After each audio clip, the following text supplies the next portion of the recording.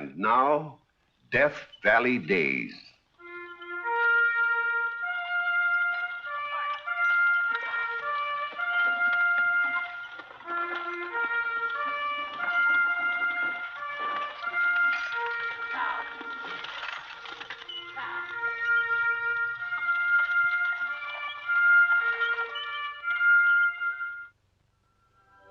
Howdy, folks. I'm the Old Ranger, and I have another interesting true story for you about the historic Death Valley country. I was looking at a picture in the newspaper the other day, maybe you saw it, of our 20-mule team outfit drawn up alongside of one of our newest jet planes. And it struck me all over again that the 20-mule team is still mighty big in the big world of today. Imagine then what its impact must have been in the sparse desert settlement of Mojave back in the year 1883. That's the time and the place where the story opens. A story I call Jerkline Jitters.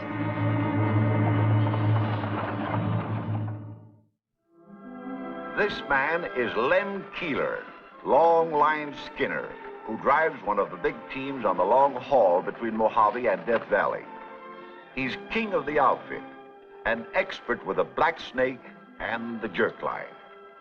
The jerk line is this here rope that I use to telegraph my orders to the lead mules, 100 feet ahead of me and out of sight completely, going around bends in the mountains. It takes a lot of know-how to handle 20 animals and the biggest wagons in the world. But between you and me, it's a lot easier than managing my 20-year-old daughter, Enid, who keeps house for me. She's got more suitors than she can shake a stick at.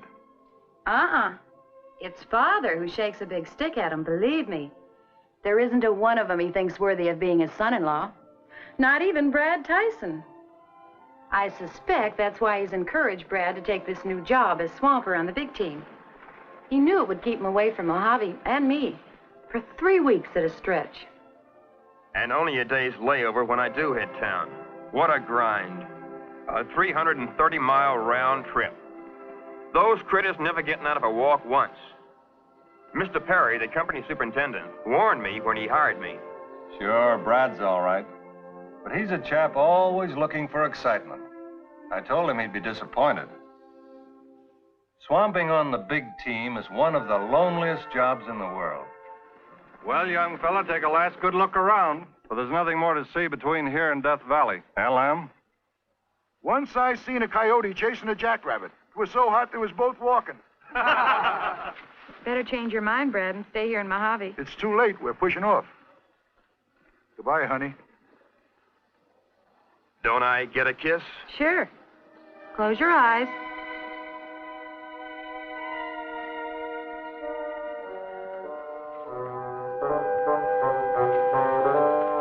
Why, you...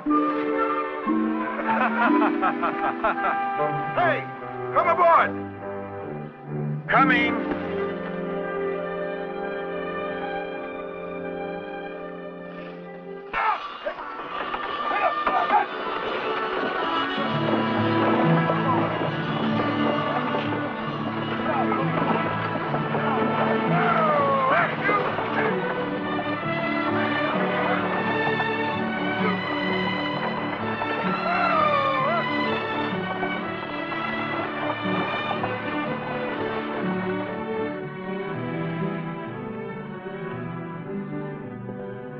Chang, what's holding you up?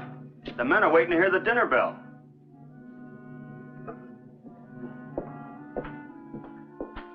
Oh, it's all cooked already. Now get busy and dish it up, and I'll go call them in.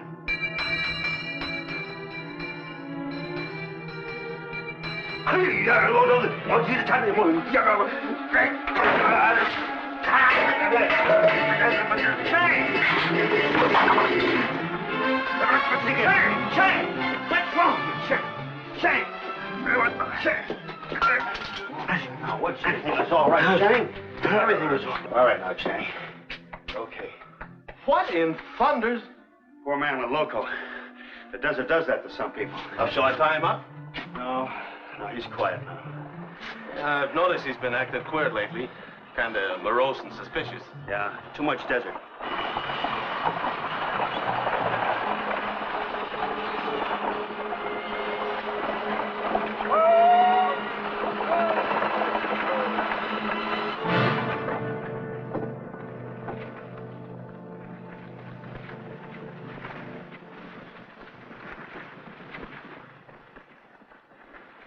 If this was Paris, France, I couldn't be gladder to see a place. I've never spent 10 deadlier days in my life. The trip back won't be no different, except for the load we haul. Doesn't anything ever happen? A mule gets sick, a wagon break down? Not so far. Don't see how you stand it. You will. Hi, Lem. What kind of a trip you have? Same as usual. Good. Meet my new swamper, Brad Tyson. Brad, glad to know you. Pleasure. Come on in, wash the dirt down. I'd like to get the poor fellow out of here before he gets out of his mind again. There's lots of company I'd rather have aboard for 10 days. Oh, he won't cause you any trouble once he's headed for home. I guess I don't have any choice. Have him ready in the morning. Thanks, Lem.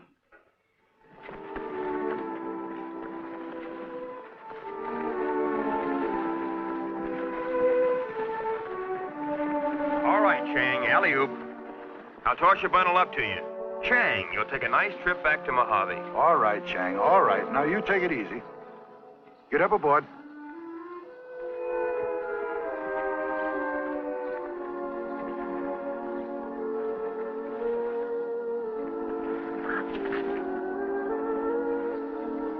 Perry will see that he's taken care of, Lem. And ask him to send us in a new cook as soon as he can, will you? Sure. Well, so long. Good luck.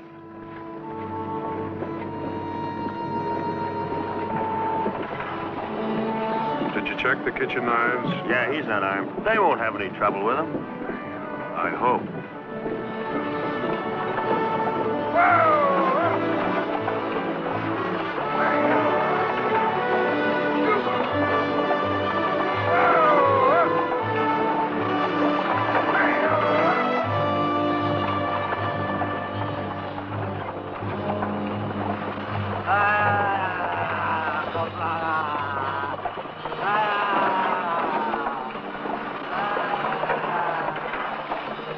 Shut up, Chang.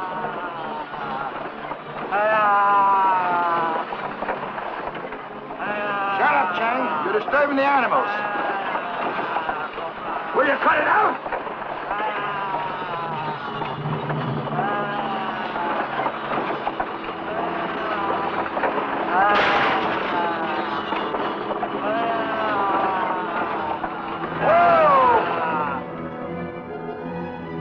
What are you trying to do? Kill us all? Calm down, Chang. Chang, calm down. Calm down. It's okay, Chang. Move him back in the rear wagon with you so you can ride herd on him. Come on, Chang, please. Come on. Come on, Chang.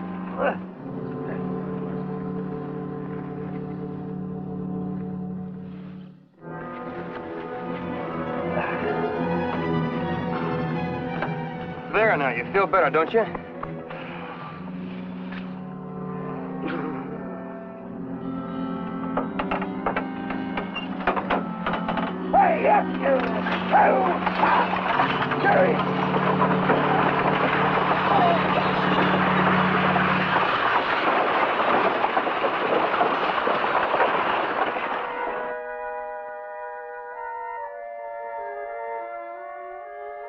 It's too bad. Chan won't eat anything.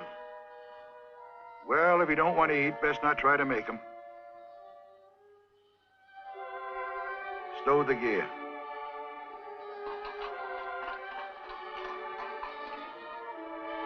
Chang, come on. Get aboard. Chang, we're leaving.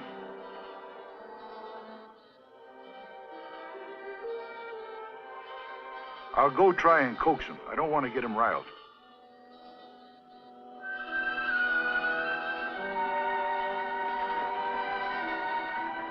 Come on, Chang. You want to get aboard the big wagon, ride topside?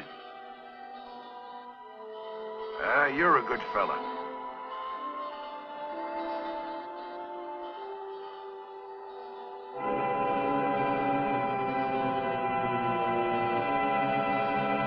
Chang!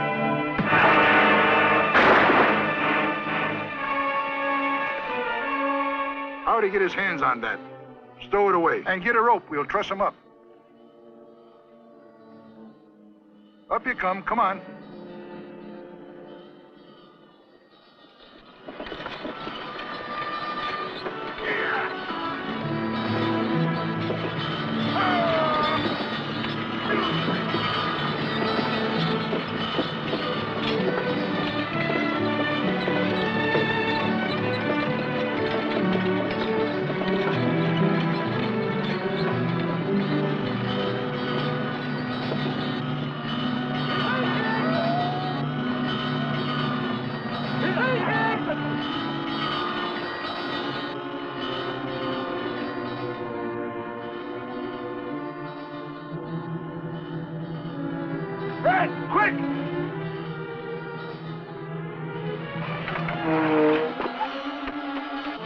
having some trouble in the Paiute village. About to burn the squaw to death. His squaw.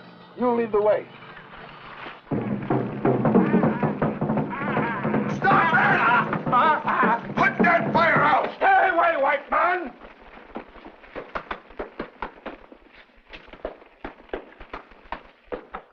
What's the big idea? She witch! Untie her, turn her loose. Take those straw off of her. She witch! Now you listen to me. My company, me, big boss Death Valley. Own mountains, water, sky, everything. 5 big team, 10, 20 mule. You burn that squaw, we bring lightning down, strike you dead. Every last Paiute. Now turn her loose, savvy? Turn her loose.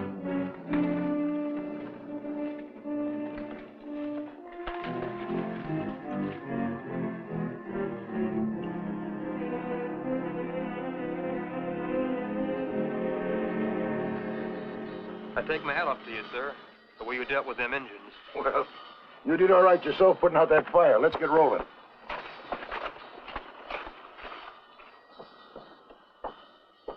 Hey, our passenger's gone. What? Yep, rope and all. Well, he couldn't have got very far. Take a look on the other side. Chang! Hey, Chang! Chang, where are you? Chang! Hey, Chang! Chang! Chang! Confound you, Chang! Answer me! Chang! Hey, Chang! Oh! Chang! Chang! Hey, Chang!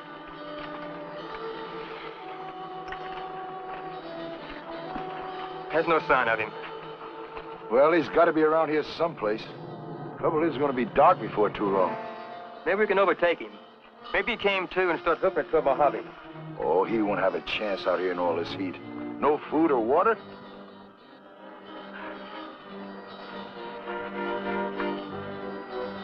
It's my fault, sir.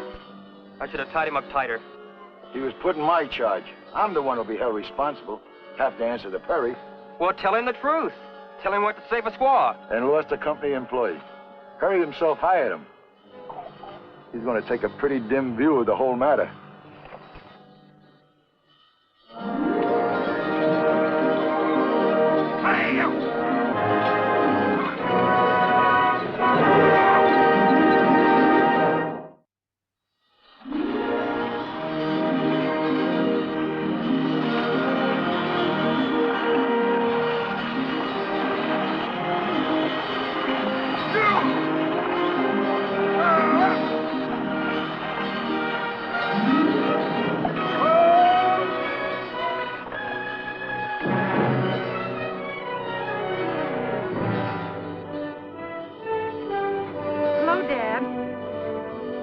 Did you have a nice trip?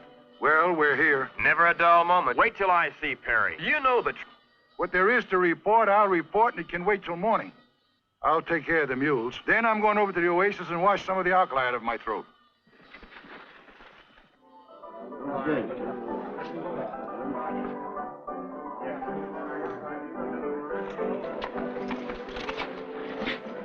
Deal me in.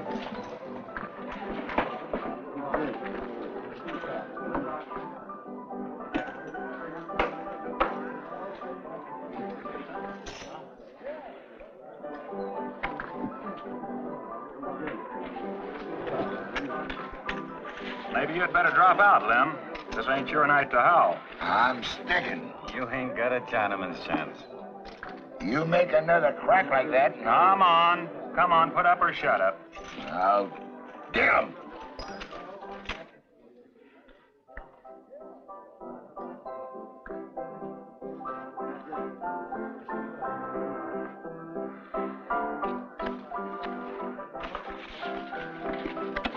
$10.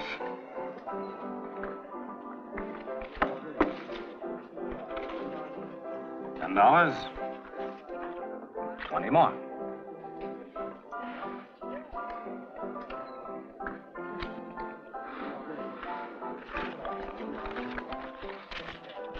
And 15 more.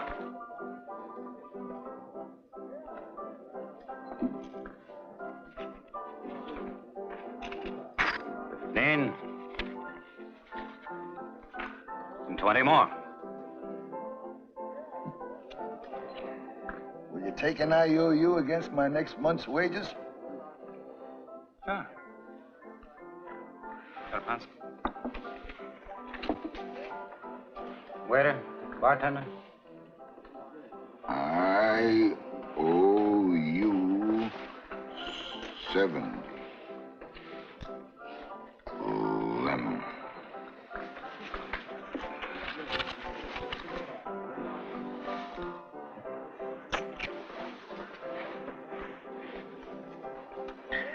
$20 and $50 more.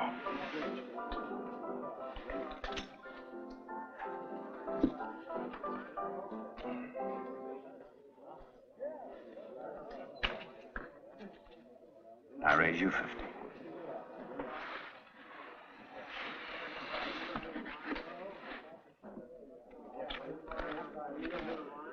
I'll bet one of my mules.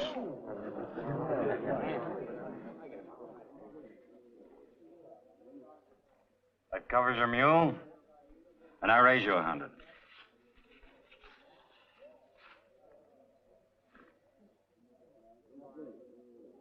One more mule, and I'll call you. All right. What do you got? Oh. I called you, but I'll show them to you. 4 10s and a king. Ace, king, queen, jack, 10. Royal flush with the joker as a 10. 2 mules.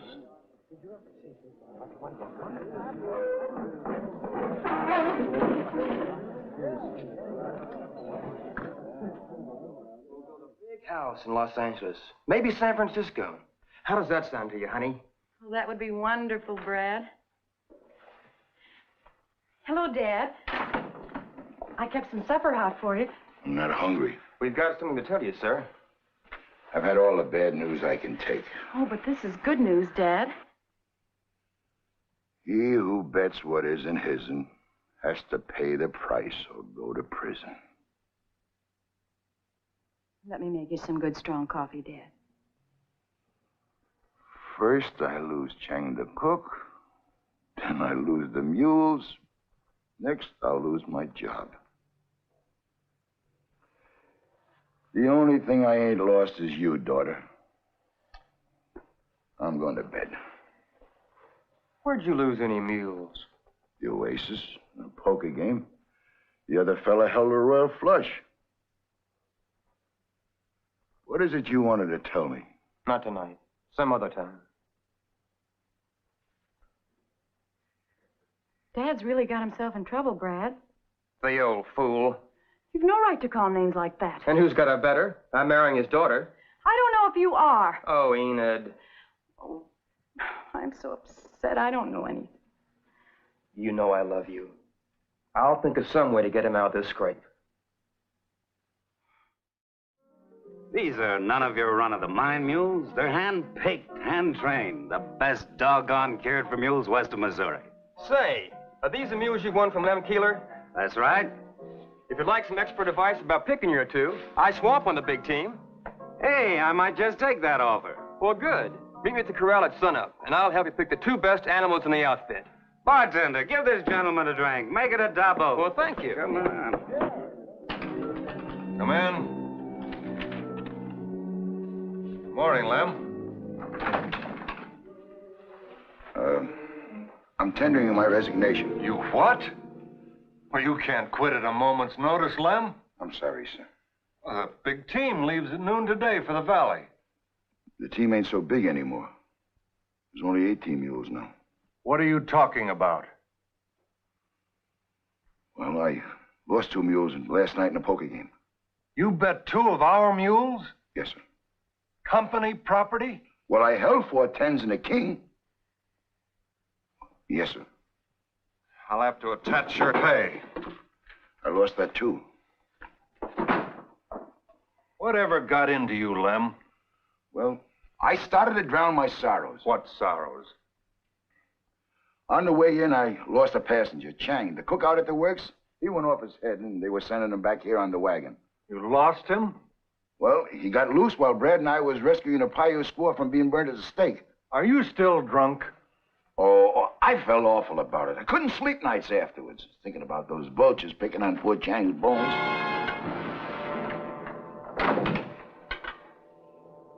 Chang! Suffering snake bites. Where did he come from? How did he get here? He got here in my buckboard. While you were away, I had to make a quick trip out to the Armagosa plant. Took a shortcut. Found Chang wandering in the desert, dazed, incoherent. Picked him up and brought him back. Simple as that. Well, everything is all right after all. Except for 2 mules still to be accounted for. Oh, yeah. I forgot about that. Who'd you lose them to? Harvey Pierce. Oh, the meanest man in Mojave. Did he collect? He said he was going to pick him up in the corral this morning. Now, this one here is the leader. They're picked for their intelligence. But, Tina, what's the matter with you? She don't like me. I don't like her.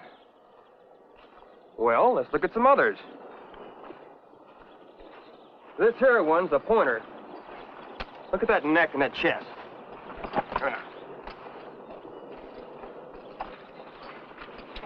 Hey, all right.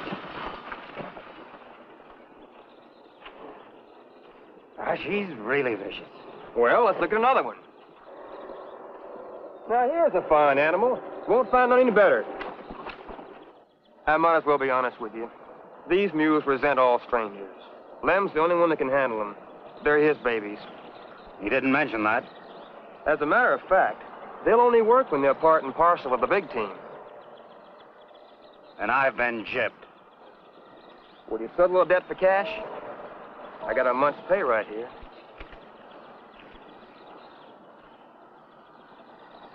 Take him.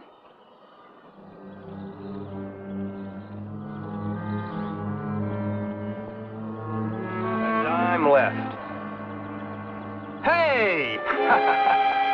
You earned it, Cap.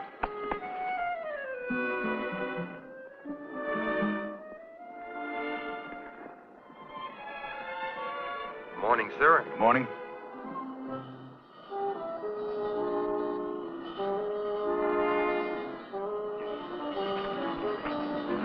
Two, 4, 6, 8, 10, 12, 14, 16, 18, 20.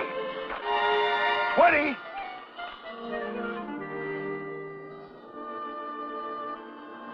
Well, young fella?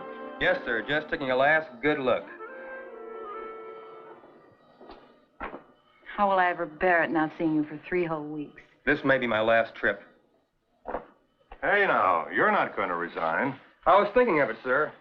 This is no job for a married man, swamping on the big team. And besides, I don't know if I can stand the monotony. Goodbye, honey.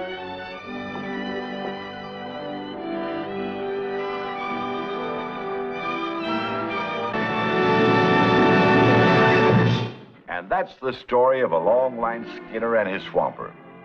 And if any of you folks know the origin of that word swamper, I wish you'd let me know.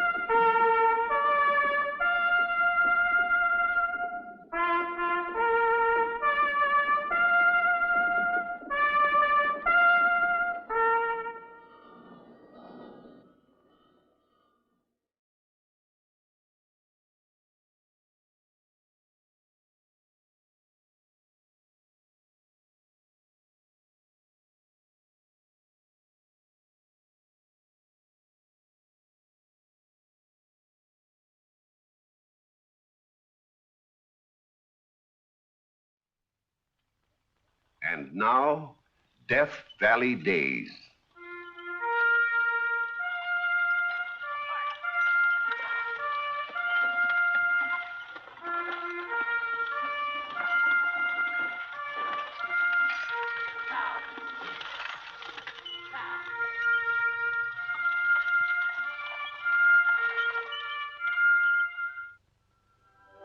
Howdy, folks. I'm the Old Ranger, and I have another interesting true story for you about the historic Death Valley country. Maybe you think a lighthouse keeper's job is lonesome, but Jimmy Dayton's job was lonesomer. He had the gall-darn lonesomest job in the world until that thing called romance hit him. So let me tell you the story of Jimmy Dayton's treasure. Jimmy Dayton was the caretaker of Greenland Ranch in Death Valley back in the early 1890s. During the winter months, he had a ranch hand to keep him company. But come summer, even the Indians left the valley. And Jimmy was then the sole human being in all that desolation.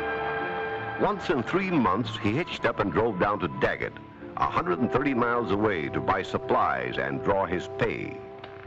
Well, let me have the usual 50 and put the rest to my account. All right. You're building up quite a bank balance over the years, Jimmy. Saving it for a rainy day. But it never rains in Death Valley. Selena's right, Jimmy. You ought to have yourself a little fun now and then when you come to town. You know, maybe I will get me a mule's ear full of suds and wash the alkali out of my throat. Good. Cut loose and enjoy yourself for a change. Bye, Miss Selena. Bye, Jimmy. Don't you ever feel like taking your own medicine? Huh? Oh, what medicine? Relax, have fun, trip the light fantastic. Well, there's no one to dance with.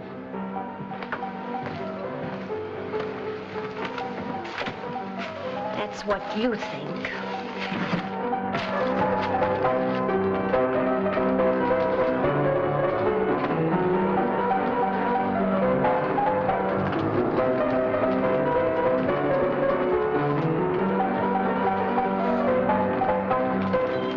Beer.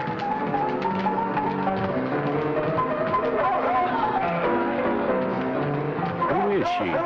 Oh, that's Florrie Wilkins. She plays the piano here at the Rendezvous when she ain't dancing.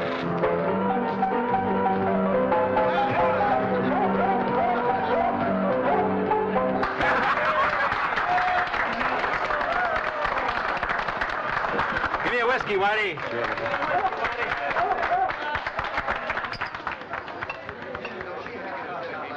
Who do you think you are making fresh remarks like that? I'm your lover boy, that's who. Ah, slap your face. Try and do it. Are you looking for a fight? Yeah, what's the idea? I'm just flying to your defense, ma'am. I'm quite capable of doing my own flying. And I'll thank you to mind your own business.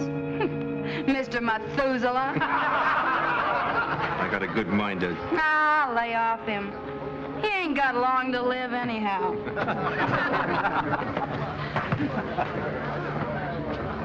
What a woman.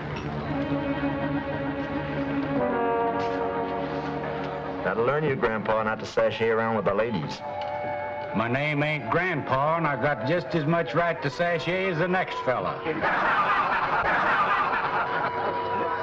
My foot ain't in the grave quite yet.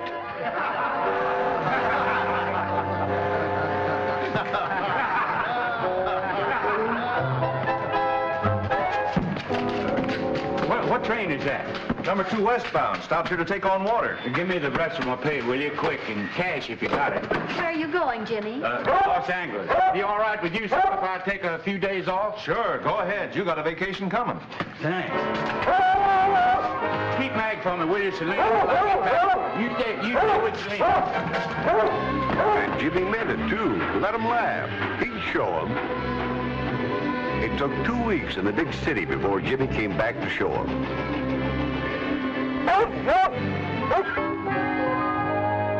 Jimmy. Well, how do you like the new scenery? I can't believe it's you. You really went to town, didn't you? Yep. Shot the wad. Not only got some new duds, but I got something above timberline. She don't recognize that U.D. Cologne. Great guns. Anybody would think you're going to get married. I'll let you in on a little secret, boss. Maybe I am. I'm going to spark her anyhow. I'll show her I'm no Methuselah. How old are you, Jimmy? I'm 59. 59.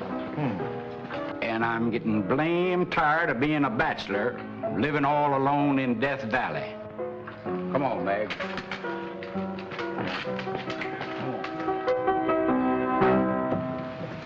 What a life. Tickling the ivories in a dump like this. Number 3, eastbound. I wish I was a boarder, heading for New York. I could sure do with some bright lights after being stuck in this dump. Have another drink, baby. I'm sick of drinking. Why don't anybody interested in ever land here? A big mining man. Or a promoter. Now listen, baby, Don't call me baby. I'm old enough I know how old you are. You get out of here, Thad Riker. And stay out. I've taken all the abuse I'm gonna from you. All right, but let me tell you one thing, sweetheart. That's about all you can expect to get from any man from now on.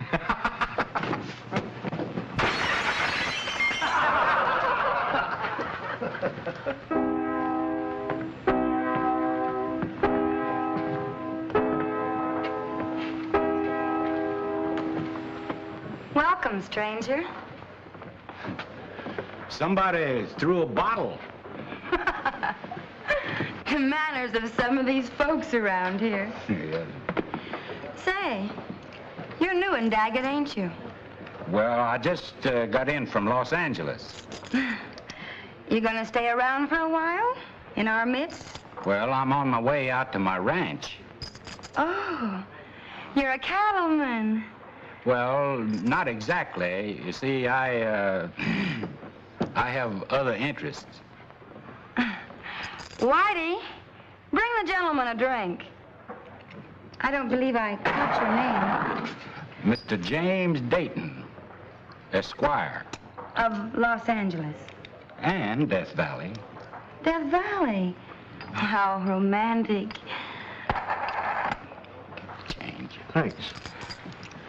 You know, I just love the desert. It's sort of a religion with me. Well, here's luck. Now, if you'll stand over there. Who, me? I'm not the sheriff. I mean, I'm not the bridegroom. I'm just a witness. I'm the bridegroom. Oh, well, there's no doubt as to who's the bride. No. Now, if you'll stand over there, please, and you directly behind. And do you mind standing? As sheriff of this county, as justice of the peace of this county, it is my privilege and pleasure to unite this couple in wedlock. Do you, James Dayton, take this lady for your lawful wedded wife?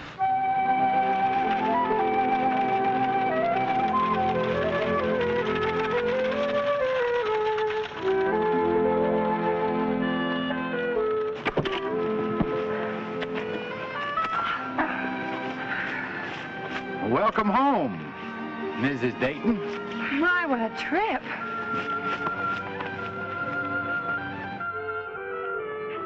Is this the bunkhouse? No, this is where where we live. Where we live? Yes. But what about the ranch hands and the wranglers and the cowboys? Oh, there he comes now. Well, I didn't recognize you, Jimmy. All dressed up like Mrs. Astor's pet horse.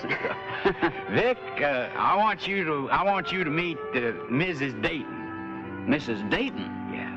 Why, you old coot, don't tell me you got hitched. Well, you don't think I'd be out here with him if we weren't. What's more, my good man, that's no way for a hired hand to address the owner of this ranch. Owner? Did they throw the ranch in with the wife, Jimmy?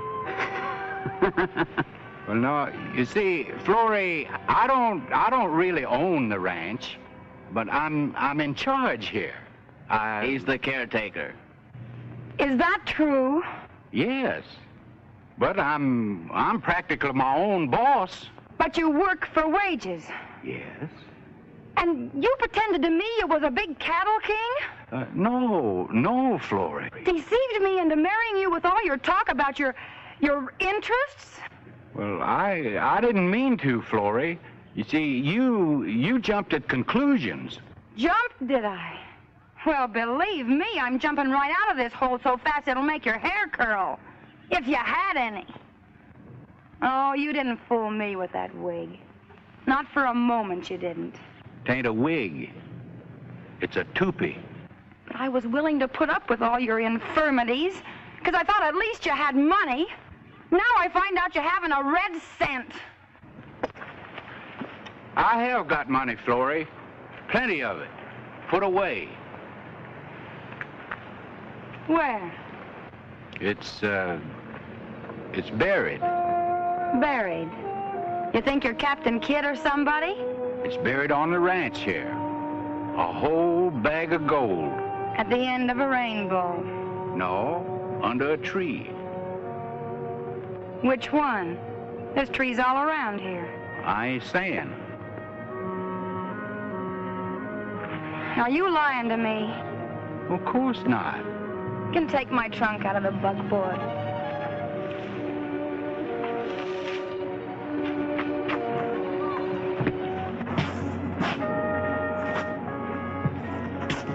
I got the dishes done, Florrie. I'm going over now and mend some fencing.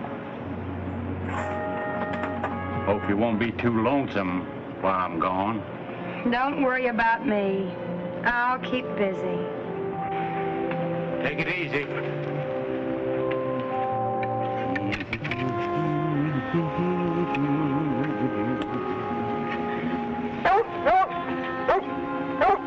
Quiet, Mag. That ain't no squirrel.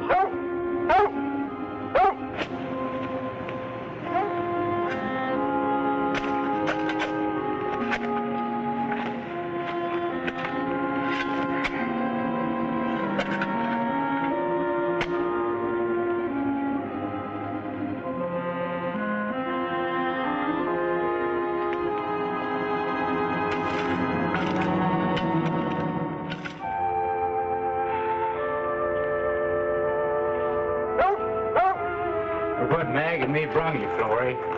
A sage hen. Shot it on the way home. Thought maybe you might cook it for supper. What's sage hen? It's a kind of a bird. Can it fly? Oh, sure. You're welcome to it. Anything that can fly and don't leave this country ain't worth eating. Here, Mag. Take it.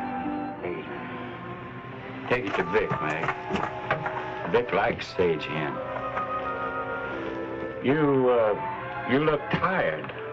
I'm all right. You ought to have something more comfortable, Florrie. Sitting all day. I'll see to it you have a rocking chair.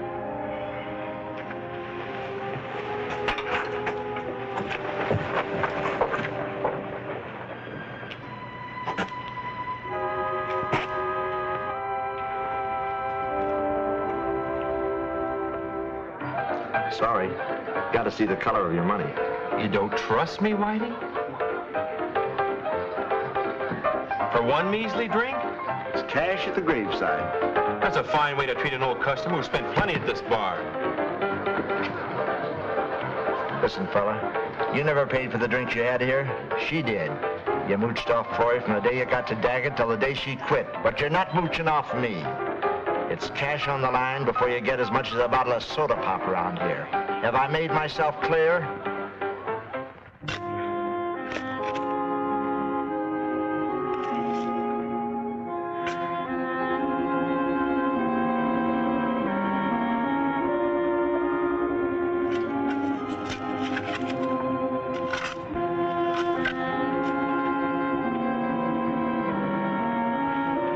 Quit it, Mag.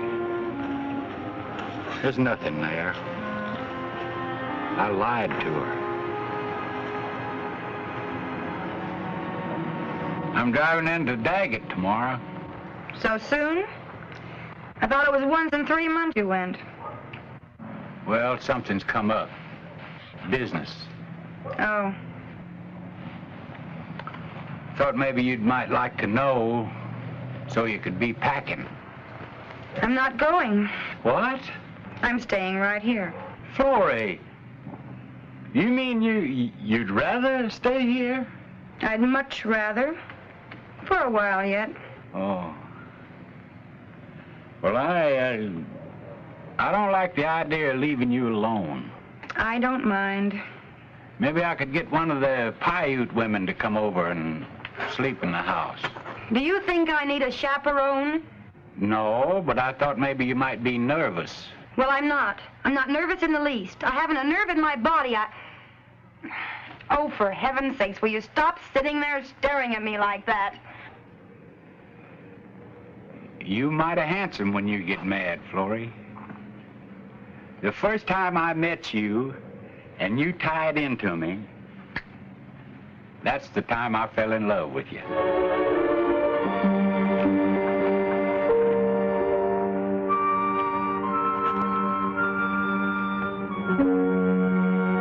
You've come to the wrong place for a handout, young fella. A grub stake. All we've got to offer is jobs. Yeah, in the mines. At $4 a day. $3.50 for muckers. Well, well. If it ain't the little guy that tried to pick a fight with me at the rendezvous. I come to draw my pay. But you said my back pay that you've been saving for me. Well, how much of it? The whole shebang. All of it? And what's more, I'd like it in gold. These are your life savings, Jimmy. You, planning on putting them into something? Yes, the ground. The ground? What do you mean, Jimmy? Well, I told my wife I had a sack of gold buried on the ranch under a tree. It was the only way I could get her to stay.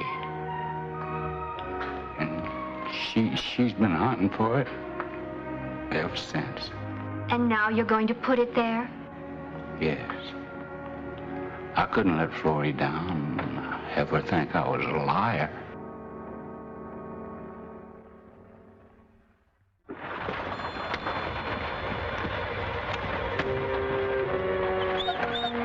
Well, wait a minute now, Meg. Hey, we got some work to do here. We got some work to do here.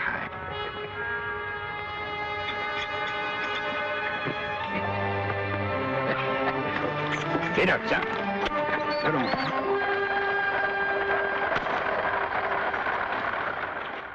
I brought you some produce from Daggett, Florrie. How was things in Daggett? About as usual. Oh, by the way, I run into that young fella. What fella? That fella that got fresh with you that time in the rendezvous. Thad? Well, how was he? What did he say? Did he ask about me? No, he was just leaving the company office as I come in. Oh. There's one handsome fella.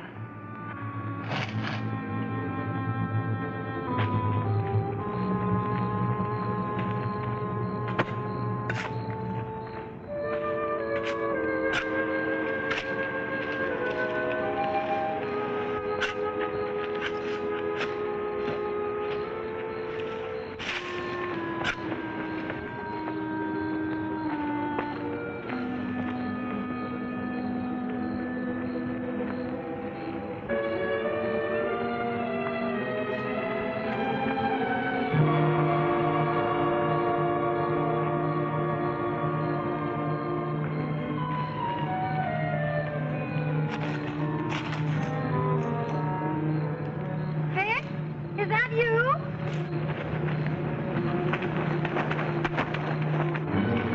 Thad! Florrie. What on earth are you doing here? Well, I came to see you. What do you think? Are you crazy? No crazy I've always been. You're my blood, baby. I can't get you out. Thad, if Jimmy should find out... dried up mummy. Had no business marrying him, Florrie. Maybe not, but Look, there's nothing for you here. We're going away together, you and me. I can't live without you. Oh, you're in my blood too, Thad.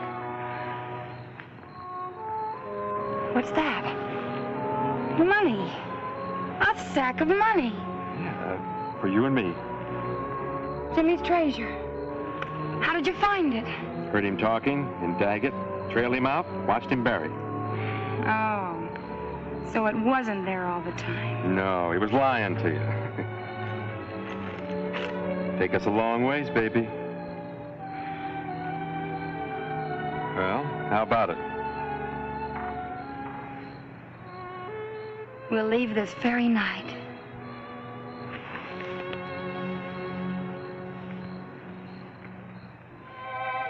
Well, Mag, it looks like it was just you and me from now on.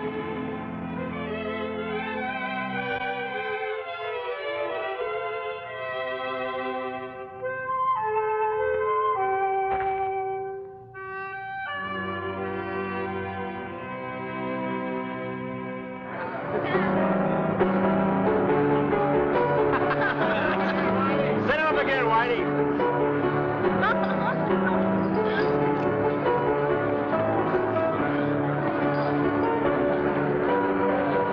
Come on, Dad, let's go. Oh, what's your hurry, honey? I'm tired. My head's splitting. Well, then run along. Keep the change. Dad!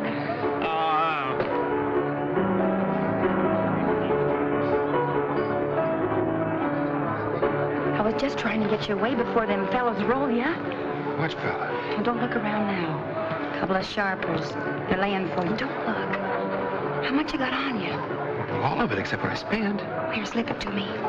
I'll stand up real close. Put it in my bag. Quick, while they're not looking. Thank you. And goodbye. Good night. Hey! Where you going? Away from here. And you needn't try and follow me because I'm all through with you. Oh, Florrie. You didn't come to Death Valley for me. You were after the money. And if I hadn't happened to just catch you stealing it, Yeah, but where would you be? Still out there rotting away. Half that money's mine. it ain't a cent of it's yours. It's my husband's. You lay a finger on it and I'll sick the sheriff on you. You low-down, dirty sneak. Put it away for Jimmy, where it'll be safe. Why are you doing this, Mrs. Dayton? Mrs. Dayton. Because he's treated me so decent. The only man in my life who ever has. All he asked for was to make me happy. Look after me. He loves you. You take the money back to him yourself. Oh, no, I couldn't face him. I'd be too ashamed. You fool. Here you've got the most precious thing in the world, the love and devotion of a good man, and you throw it all away because of silly pride. You go back to him now. How? I've got no way. Oh, that can be arranged. I'll speak to Mr. Gary. We'll take you there ourselves.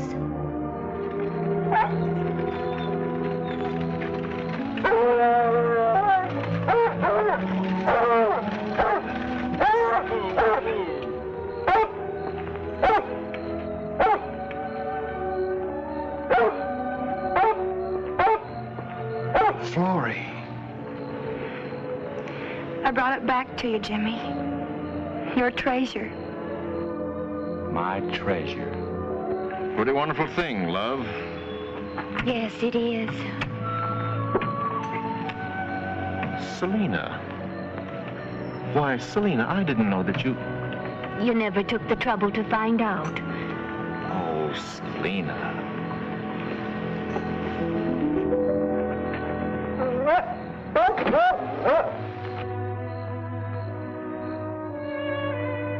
Jimmy Dayton rounded out his life at Greenland Ranch, now Furnace Creek Ranch. And when he died, was buried only a few miles away, where today you can see a bronze plaque that marks the bit of earth dedicated forever to one of Death Valley's pioneers.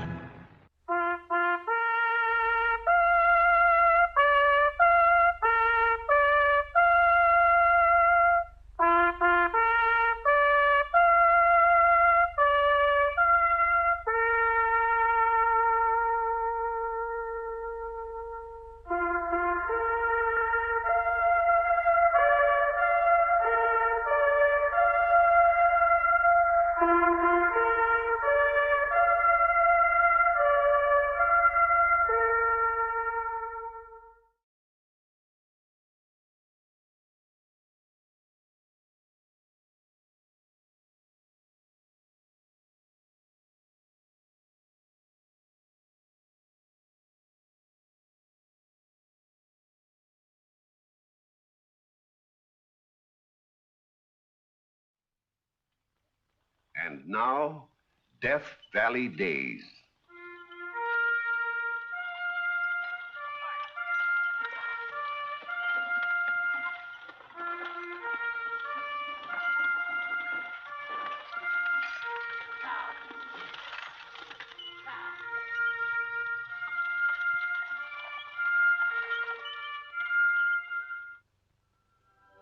Howdy, folks. I'm the Old Ranger, and I have another interesting true story for you about the historic Death Valley country. The year is 1904. The whole Death Valley region is seething with excitement over some big discoveries in the Funeral Mountains. Prospectors are swarming everywhere. New strikes coming in fast. Mines offered for sale. Keen-eyed engineers, representatives of big mining companies are in the field, competing in the scramble to acquire properties. This is the situation at the opening of our story. Lady Engineer.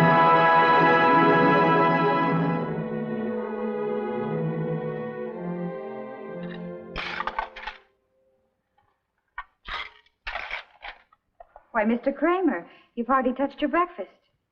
It's not bad news. That depends. I just received this letter from the Big Four office in San Francisco. Mary Granger, E.M. That stands for mining engineer. A woman mining engineer? She's coming out here? What for? To get field experience. She's the boss's daughter, Ivy, and well-trained. Graduated from one of the best schools of mines in the country.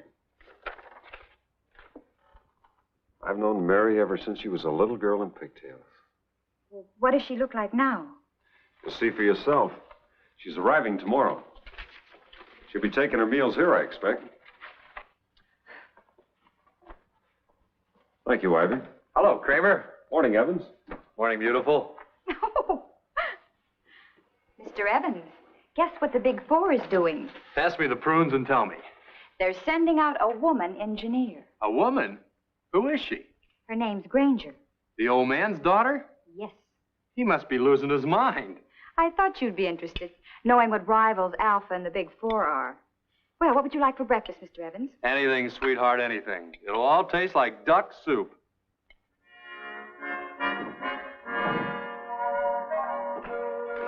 I suppose you've inspected claims. It was part of our field work in college. These properties are up for real money. It's not students who are pitting their brains against yours. It's big mining companies like Alpha, loaded with Eastern capital. You haven't much confidence in me, have you, Mr. Kramer? Just trying to point out to you that the situation has changed since your father first started the Big Four. Oh, and you can call me Justin. Thank you. We're up against the stiffest kind of competition here, Mary. That Alpha crowd is buying up everything they can lay their hands on. Well, then hadn't we better get going? Wherever we're going.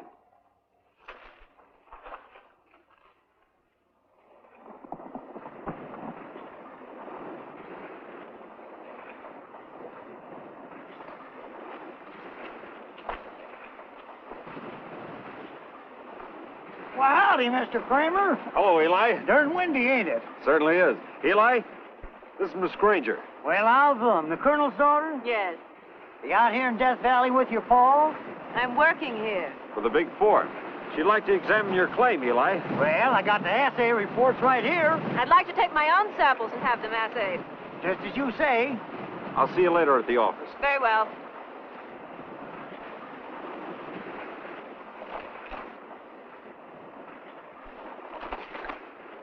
I see you call your claim the World Beater. On account of how it is.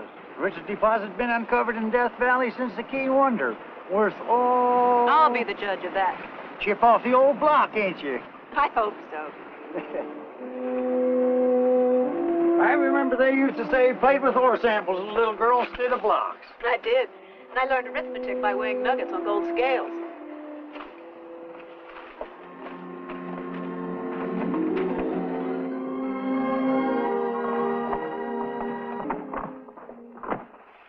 $5,000 is my final offer. Well, I was hoping to get more. It's not worth any more. You don't think so? Eli, I've been over every inch of this claim. That you have, miss, with your own little pig. Well, $5,000 is a lot of money. Yeah, but it's not as much as $12,000. $12,000? That's what Alpha offered. Their man Paul Evans was here this morning. You're bluffing, Eli. You can't fool me. Fool you? I ain't trying to fool you. I got the bill of sale right here. You mean you've let me stand here and bargain with you for 2 hours and then all the time the mine was sold?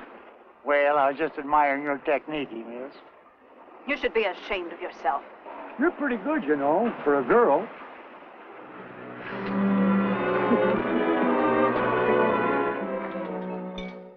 And for 2 hours, Eli argued price with her when he already had it sold.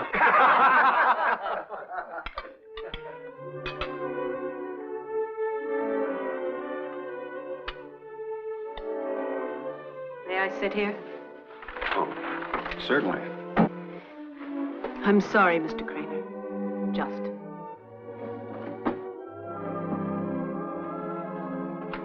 Will you introduce me? The stranger? Mr. Evans. I've been wanting to meet you, but we always manage to miss each other. I'm either too early or you're too late. Will you excuse me? You know, I've heard of sending a boy to market. The Big Four sends a girl. Don't forget, Evans. She's the old man's daughter. And whether you think so or not, she knows her onions.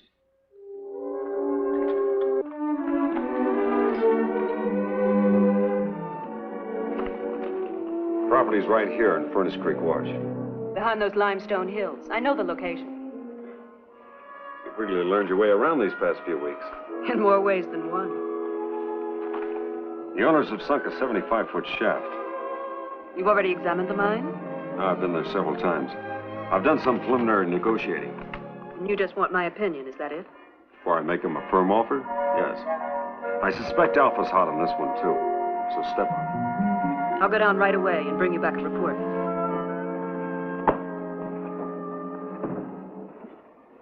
I'm ready to write you fellows out a check right now to bind the bargain. Start writing. Hold on, Tom. You've got that other iron in the fire, don't forget. We can't wait forever on that. Yeah, but Kramer said... Oh, so it's the Big Four. Yeah. They're sending up another engineer today to take a final look. He'll never top Mr. Evans' offer. Just the same, we told him we'd hold off. You say that other engineer's due today? Anytime now. That's not Mr. Kramer himself. No, his sidekick. Oh, well. In fairness to everyone, suppose we do this. Let's set a deadline. Say sundown tonight. That's fair enough. It's all right with me. Good. I'll be at your shack at sundown to get your answer. Meanwhile, I'll go on up to the Ruby Lou. It's another claim we're working. I'll wait here for the Big Four engineer. Fine.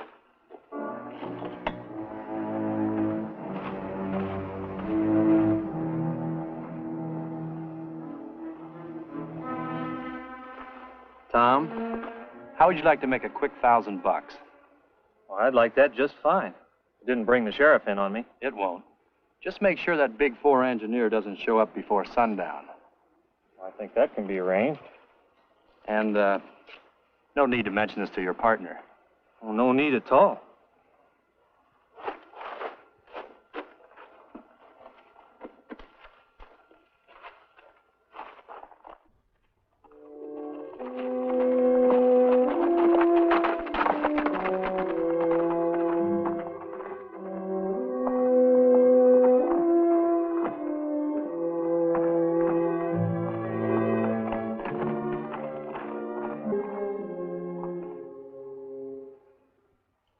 Kind of awkward, you turning out to be a woman.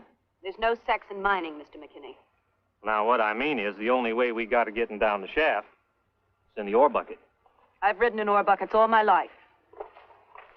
If my partner was here, one of us could go down with you. I prefer to go alone. Yes, ma'am. Careful now. Hold tight. You got your flashlight? Of course. I know what I'm doing, Mr. McKinney. Oh, that's good.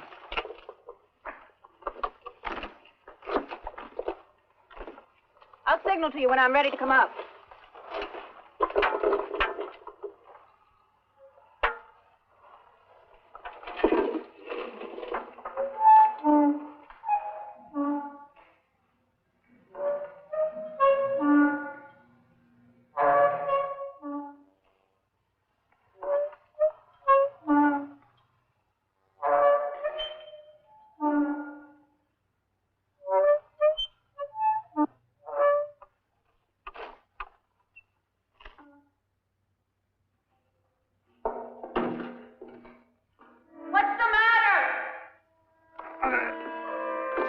stuck.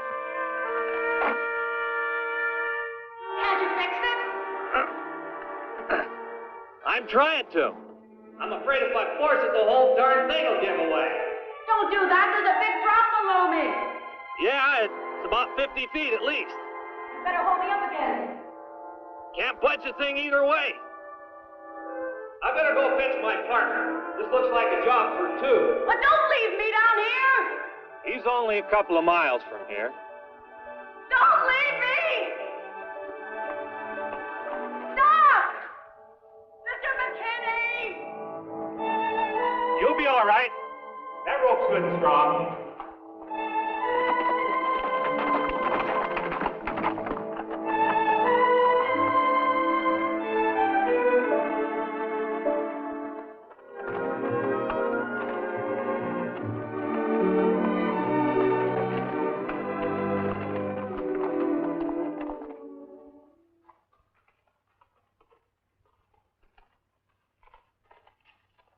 Hello? Anybody around? Help! Help! Help!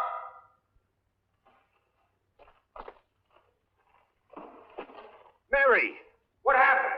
The windlass got jammed. Tom went to fetch his partner. Oh, Justin, thank heaven you came. You sit tight. Sit tight. What do you think I've been doing for the past 4 hours?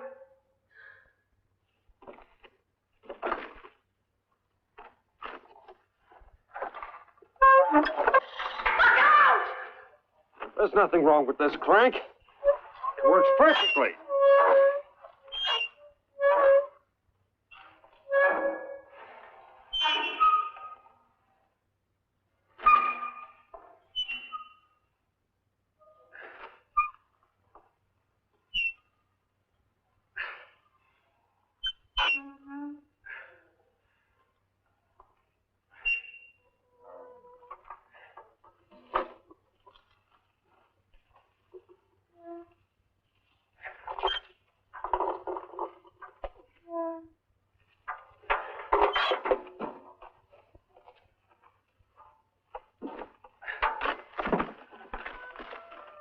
You all right? So he did it on purpose. I thought there was something awfully queer about this. You didn't pass any of the Alpha crowd on the way over here. No. Justin, you don't believe... I wouldn't put any kind of skullduggery past Paul Evans. Come on, let's get over to Tom and Jerry's shack.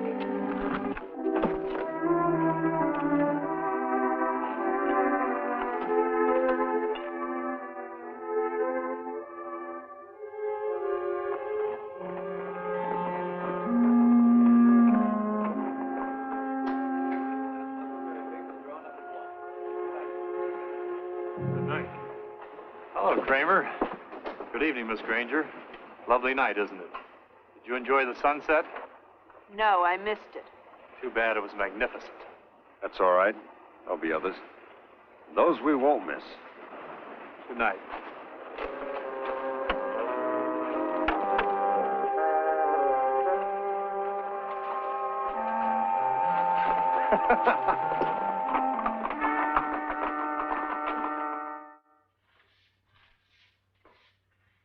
Oh, Miss Granger.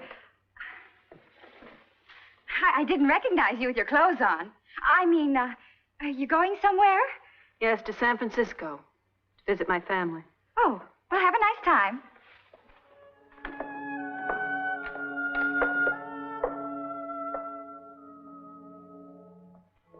Oh, Mary?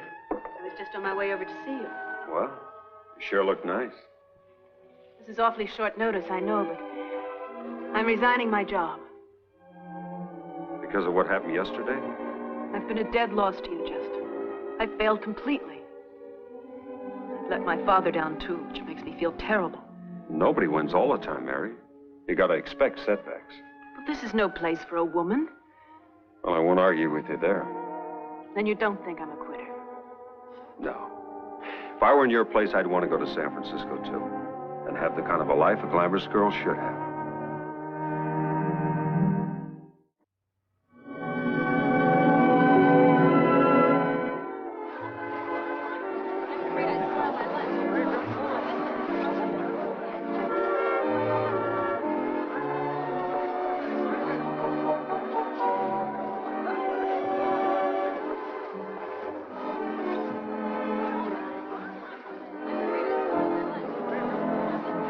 May I have the honor? Mr. Evans.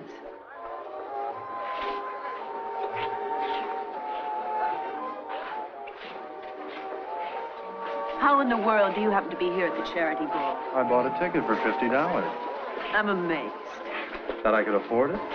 That you'd be interested in anything held for charity. Well, there's a very charitable side to my nature. Really? You'll discover that when you get to know me better. Aren't you taking a good deal for granted? You dance divinely. Did you follow me to San Francisco, Mr. Evans? No, you're taking an awful lot for granted.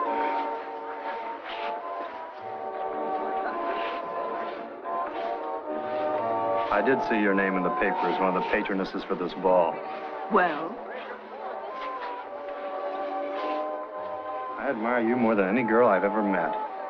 You have brains and courage, and you're very beautiful. Compliments from the enemy camp. We don't have to be enemies. We can be friends. Don't tell me you'd like a job with the Big Four.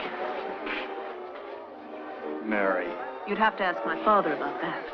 will you listen to me? Only if you don't talk business. When are you coming back to Death Valley? I'm having a wonderful time here, being a butterfly. But you are coming back. I've made no plans. Miss Granger, please. Thank you.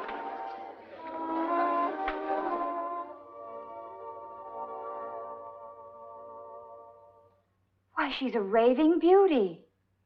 Just goes to show you what money will do for you. Said she was just going home on a little visit. But it's a sin she won't be coming back. Do you suppose so? I doubt it very much, Hattie. Mr. Evans said he was going on business. Look at that smile. Cat that ate the canary. Well, at least we're here to console each other.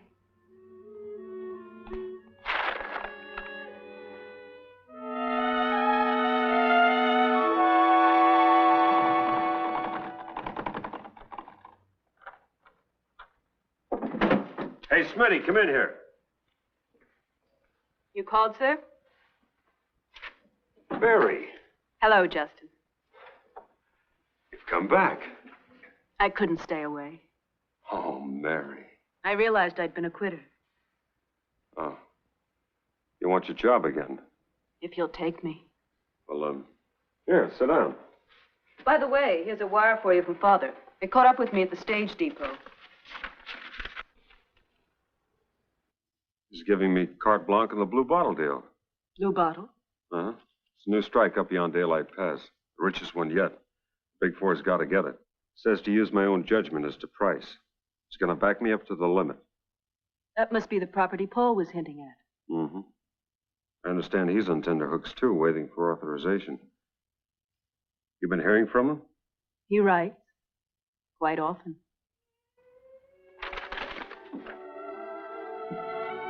Justin, may I go with you? Well, there's no reason why you shouldn't, I guess. Shake a leg.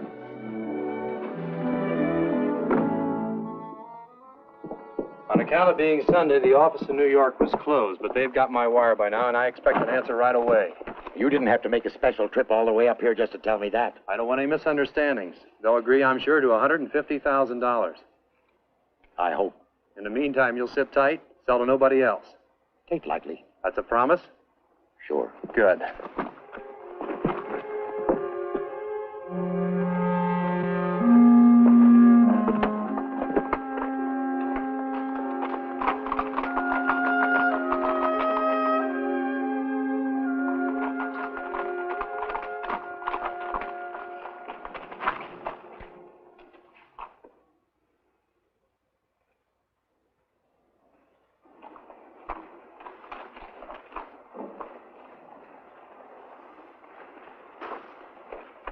Sorry, I ain't entertaining any more offers.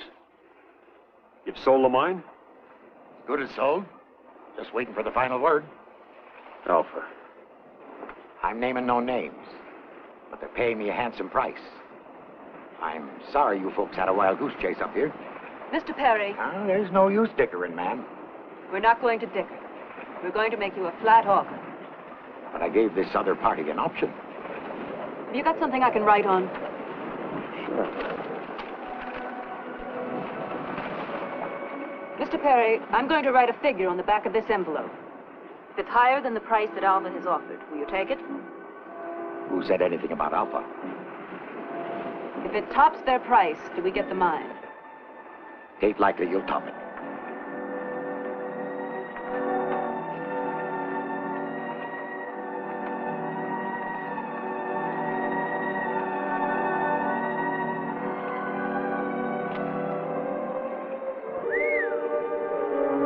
Well, Mr. Perry?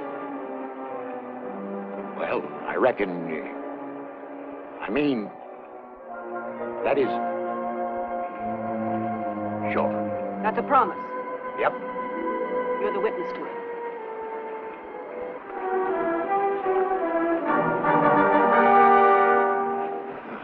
$199,999. How did you ever come to set a price like that? I like writing nines. Hey, what kind of a deal is this? It's on the level, Perry. This lady's the old man's daughter. No. By Harry, ma'am, you own it.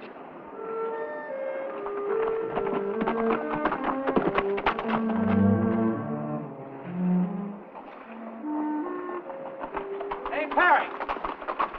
It's all right. The deal's all set. Congratulations. Thank you, Mr. Evans. We're pretty happy about it ourselves. Temporary bill of sale to the Big Four. The Big Four? Why, you double-dealing desert rat. You gave me your word. Well, I never dreamed they'd offer more than you had. Honest. Honest? And as for you, Kramer... Don't jump on him. As the young lady called the turn. A real cool gambler she is. Goes it blind for top stakes. As I remarked to you once before, Evans, she knows her onions.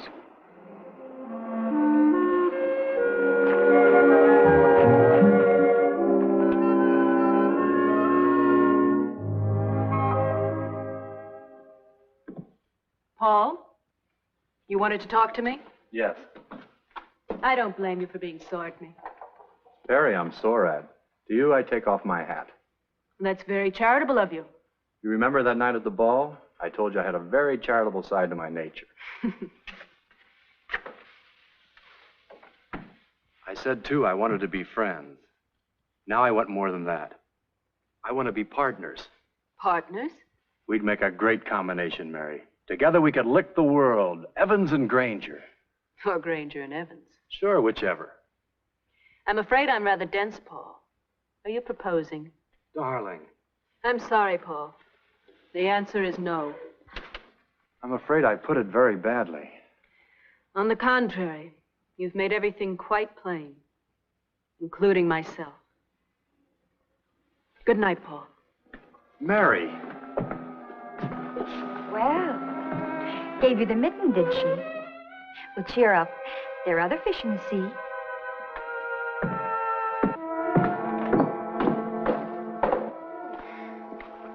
You're resigning again.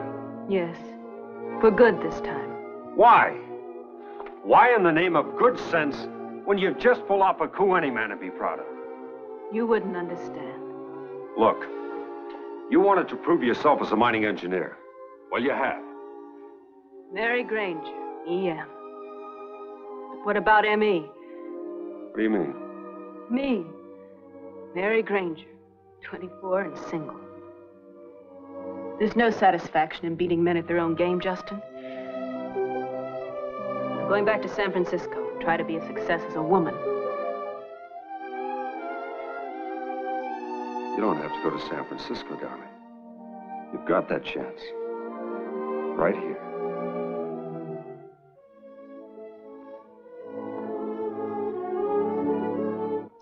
And that's the true story of the first woman mining engineer in Death Valley. And for all I know, the last.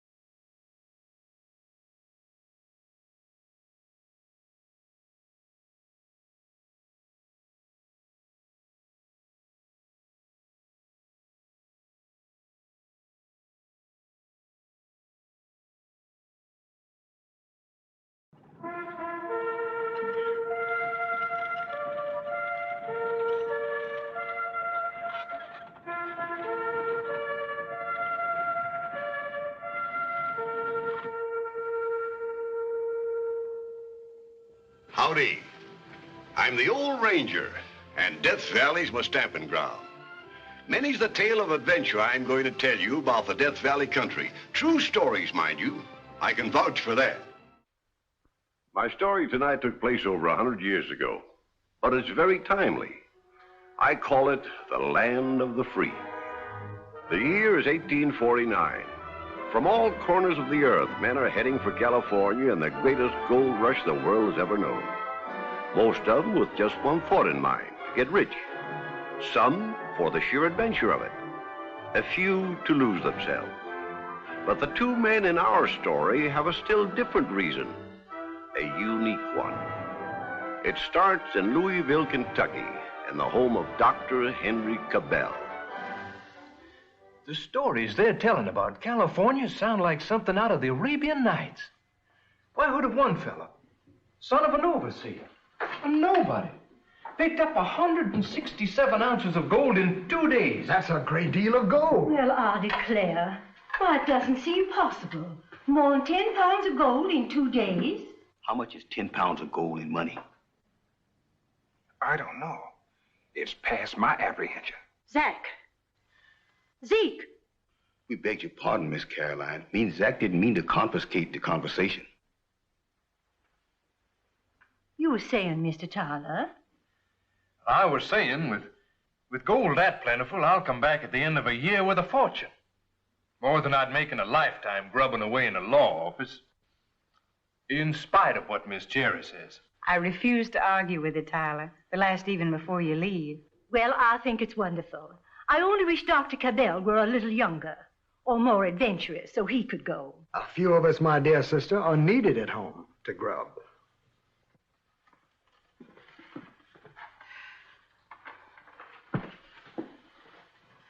I took permission to bring the dessert in myself, Miss Caroline. Something special for Master Tyler's going away. Angel food. Rebby, you're wonderful. And I put the candles on to help light your way back to Kentucky. You almost make me change my mind about going. Master Tyler's got a weakness for angel food like nothing you ain't never seen. Wait till you taste it. It'll be your weakness, too. Rebby's the best cook in Kentucky. Bar none. It's good of you to let us have a Tyler while you're away. My pleasure, sir.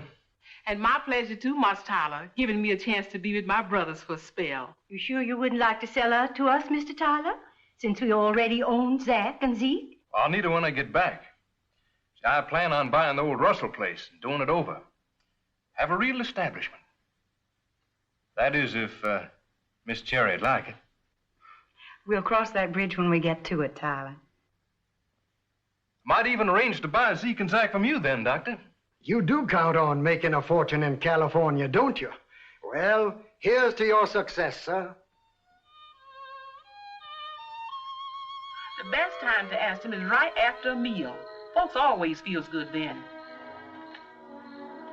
Tomorrow morning, right after breakfast. So soon? The longer we wait, the lesser gold will be in California. Makes my mouth dry just to think about it. The least he can say is no. Will you do the talking, Zeke? I'll do the broaching, and you back me up. Yeah, I'll back you up, sure. And I'll do the praying. For you both. Tyler Preston is a fine, upstanding young man. Good family, good education, and good habits. I agree with you, Annie, but I want more than that in the man I marry. I want someone who's sure of himself, who doesn't jump this way and that every time the wind blows. Someone who'll make me excited at the very thought of marrying him. Excited? Oh, marriage is a business, not a fancy dress ball. I declare, you younger generation are certainly getting some strange ideas. Why, in my day, such things were arranged for the children, and there was no argument. Now, Carolyn, don't get yourself upset. Times are changing, and I, for one, am in favor of it. I never did feel that marriage should be put on the same level with raising horses. Oh, speaking of horses, Zeke, tell Zach I want to talk to him about that gray mare. Zach's already here, sir, waiting to see you. We both is. What I means is, there's something we want to talk about, Moss Henry. Zach! is it? Something wrong? What have you two been up to? We ain't been up nothing, Miss Caroline. That is nothing wrong. No, ma'am, sure ain't. Well, speak up, Zeke. Oh, you've been mighty kind to us, Mouse Henry. Ain't a better mouser in all Kentucky than you is. And that's the truth. Of all the slaves we know, there's none better treated than me and Zach. It sure ain't. But what? We still his slaves. Of course. We's owned by someone that can buy us and sell us. You needn't be afraid. I'd never sell either of you boys as long as I can help it. Not even to Mr. Tyler, if that's what's worrying you. Mouse Henry, we wants to be free. We want to belong to ourselves. We want to go where we like, stay where we like, get married as we like, have children. That's free. I never heard of such impertinence. Not impertinence, my dear Carolyn, but a very natural desire. I sympathize with you boys. Every man feels the same way, regardless of race or color. If I could afford it, I'd set you free myself. But I'm just a hard-working doctor. Who can't collect his bills. But we ain't asking you to give us our freedom, Mouse Henry. No, sir. We wants to buy it. Buy it? With what? With gold. If Mouse Henry will just, what's that word? Grub steak. That's it. If Mouse Henry will just grub stick Zach and me to California, why, we'll gather enough gold to buy our freedom papers. That's the most preposterous suggestion I ever heard. California's a long way off, boys. Even after you got out there, it wouldn't be as easy as you think. The gold is just laying all over the ground, Master Tyler say. Mr. Tyler hopes. You can't believe all those tales you hear about just picking it up. We'll dig for it then. It'll be a lot different than plantation life.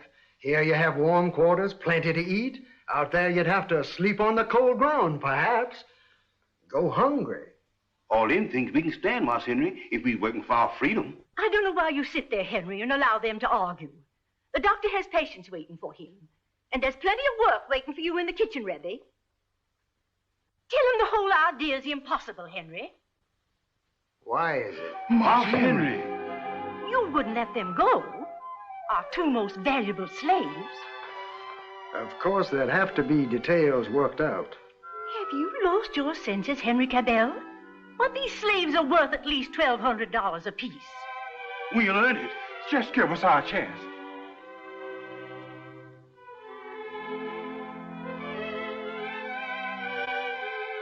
Very well, I will. Mouse Henry, the best mouse in the whole South. Praise the Lord. Father, you're wonderful.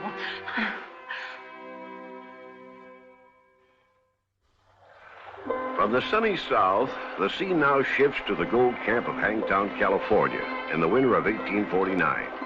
The first of California's unusual winters. For weeks on end, it has rained without let-up. What with the mud and freezing cold, mining has become impossible.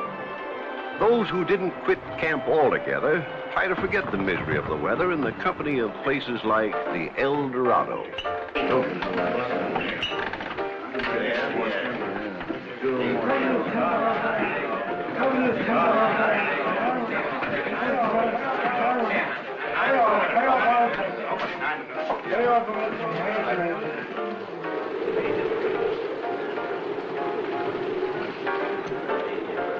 Hey, shut that door. We just step inside so to get out of the rain for a minute. Get over there by the stove. Yes, sir. Thank you, sir. Here, move up closer. You're shaking like a pair of dice. And dripping like a couple of watering cans. Do it always rain like this in California? I ain't seen the sun since I came here in 48. We sent out a pair of doves last week to try to locate some dry land. They ain't never come back. Drowned, I guess. Let's see your papers. Papers, sir? Runaway slaves, that's what you are. No, sir, we're not. You are slaves. Oh, yes, sir. And you ain't got any freedom papers? No, sir, but, no. I know it. Could tell it just as soon as they walked in here. It'll go hard for them, believe me, when they're sent back to their owners. And I'm taking you in right now, till I get word to the authorities and collect the reward. Hold it, Pike. Who are you? Where you from? Louisville, sir. Kentucky. What's your names? Zach, Zeke. Well, which is it? Zeke. Zach. Make up your minds. My name is Zach. It's short for Zachariah, sir. My name is Zeke. Short for Ezekiel. Good old Bible names, huh? Yes, sir. My mammy, she open up the Bible every time she have a new child born and name it from the book she open up to. That don't make 'em honest. Shut up. What are you doing out here in California? Our Martha, Dr. Henry Cabell sent us out to give us a chance to earn our freedom. They're lying. No man in his right mind would trust them. I said shut up. Yes, sir. This will explain.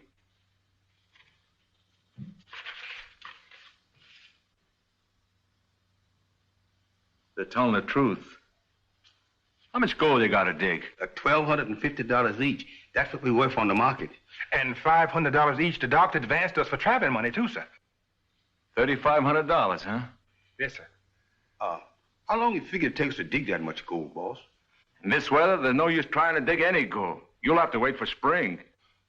We ain't got time to wait, sir. No, sir. We got to get going. Well, there's nobody stopping you. If you're willing to go out and buck this infernal cold and wet. But it really ain't worth it, boys. You'll be lucky if you take out an ounce a day. Yeah, and what's a measly ounce of gold? It have one fuel link, boss, in the chain what holds us.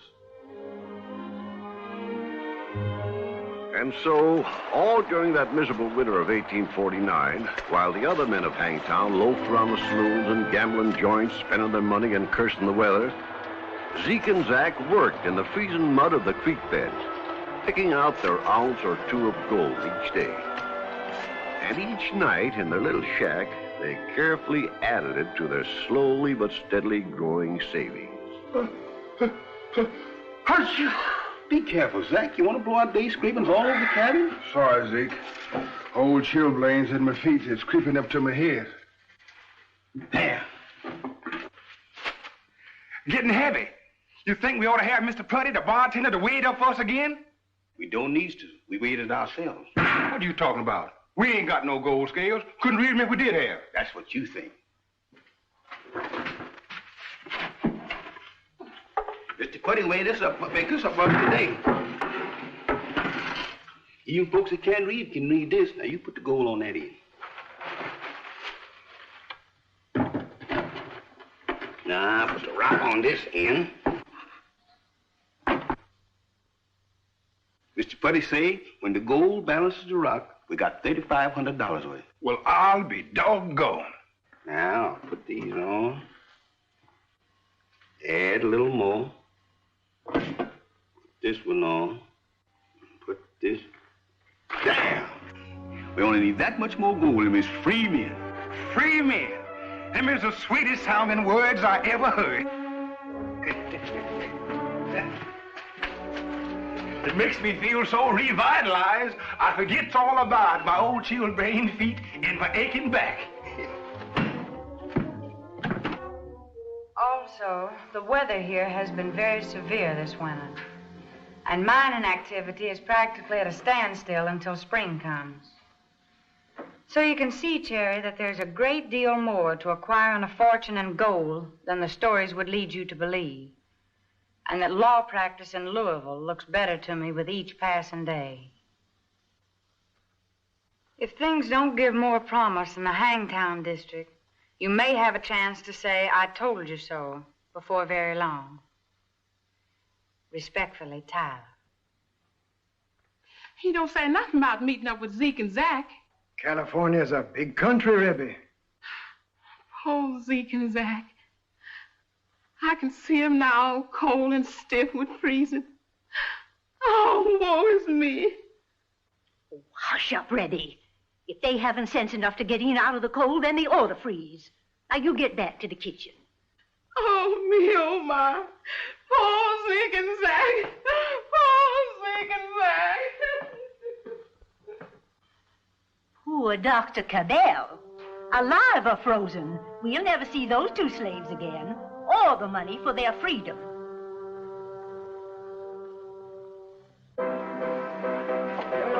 You in or out, mister?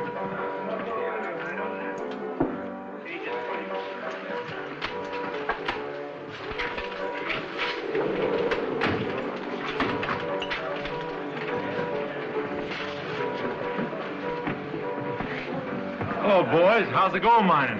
It's mighty tough, Mr. Putty, but we's persistent. Would you mind if we stand here for a spell? It's pretty lonesome sitting in that old cabin every night. Help yourselves. Stay as long as you like. Thank you, sir. Whipsawed again. Zach, look at there. Moss Tyler. Confound my luck anyway. Howdy, Moss Tyler. Say, Zeke. Gosh, Moss Tyler, it sure is good to see a face around here we know. It's good to see you boys, too. Miss Sherry wrote me you'd come west, and I wondered where you wound up. We wind up right here in Hangtown, Moss Tyler. Ain't been no place else. But we getting ready to go home now, though. Well, I don't blame you. This weather's enough to discourage anybody.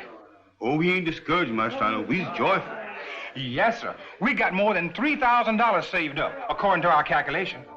3,000? Yes, sir. You mean you've worked in this cold and rain? Every day. Well, I must say you deserve plenty of credit. Who's taking care of it for you? The bartender? No, sir. We's taking care of it ourselves. We got it hid in a safe place. Well, seeing you're on the chips, how about a little loan? Loan? Not all of it. Say, just 1,000.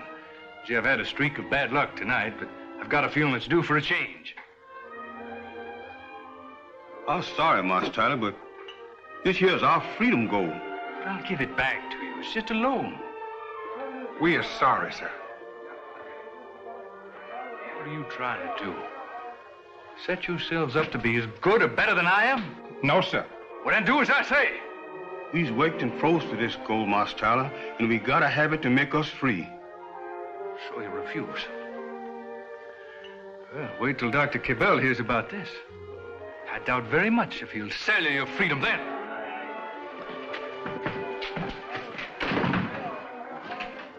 Come on, let's go back to the cabin. I don't feel lonely no more.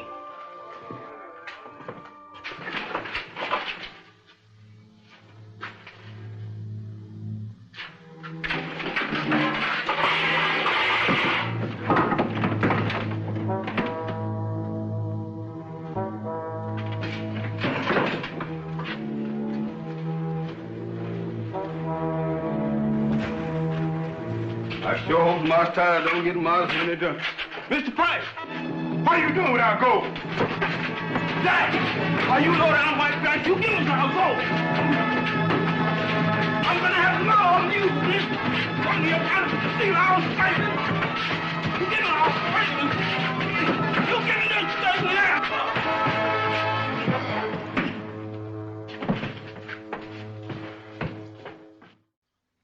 Here, what you need is a drink. No, thank you, sir. Liquor's against our religion.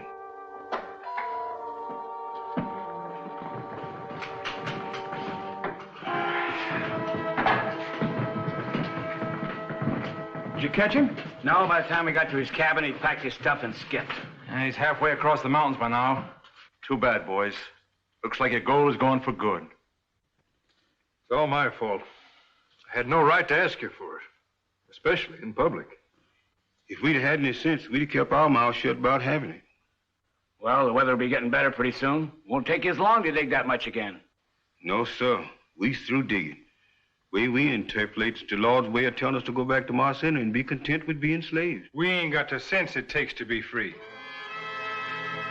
All we have to do is stay out here. No, sir. We gives Mars Henry our promise and we keeps it. We wants to thank you, gentlemen, for trying to help us.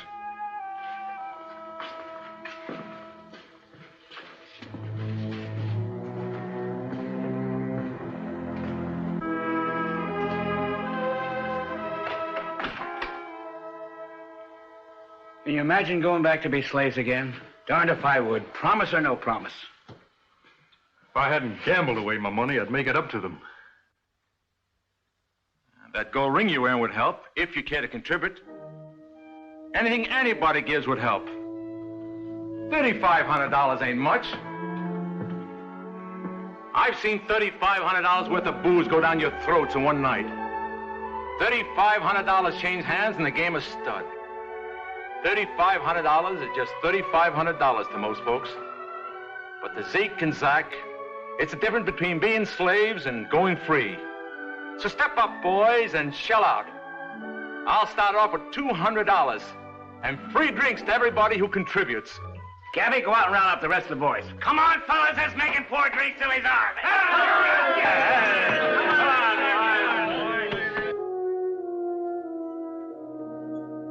Zeke, what do you figure we done? Bring down this cash to Stroby on our head like this? Now, don't you go question the ways of the Lord. He know what he's doing. Folks get just what they deserves anyway. I suppose you're right. But I sort of feel this time he's keeping it on kind of heavy.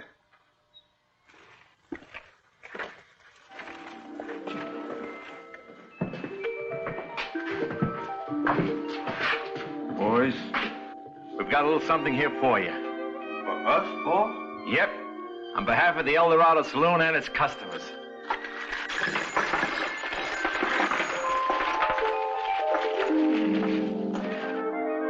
This for us? Yep, and there's more than enough there to make up for what you lost. White folks do this for us. So white man robbed you, wasn't it? No, he was yellow. Now you can go home and buy your freedom. You hear that, Zeke? Freedom. Boss, we're practically on our way. No, we ain't. We're gonna send this home and stay right here and scratch up enough to pay back every gentleman who contributed. That isn't necessary, Zeke. We were all happy to give. We don't doubt that, sir. But it make us happy to show our appreciation by paying it back. When you leaving for home, Marse Tyler? As soon as I can scrape together enough money. Will you mind toting this home to Marse Henry for us? Me? Of course, there's Wells Fargo, but Wells Fargo's a stranger to us. And you our folks.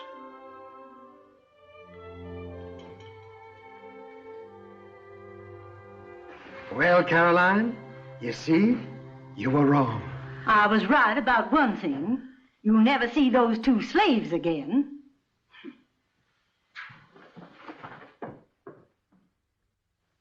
What Miss Caroline mean, Marse Tyler? Ain't Zeke and Zach coming home? I'm afraid not, Rebby. See, they feel they made a lot of friends out there, and well, they might stay for good. Oh. Well, I guess it's their right, now that they're free. Maybe they'll earn enough to buy your freedom, Rebby. Oh, wouldn't that be something? Do you think they could, Marse Tyler? Oh, undoubtedly. But that won't be necessary, Rebby. I'm giving you your freedom now. You is? Oh, Tyler. On one condition. That you go out and join your brothers in California. Oh, Master Tyler. And cook for those miners. Now, they could stand some real good Southern home cooking. They've earned it. Oh, praise the Lord. Praise the Lord. Glory, glory, hallelujah. Glory, glory, hallelujah. Glory, glory,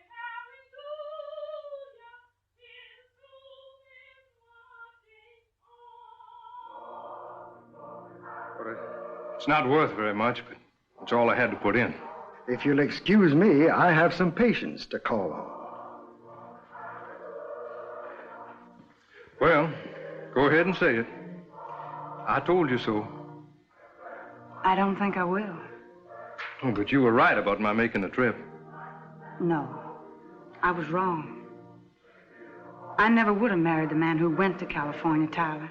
But I'd be proud to marry the man who came back.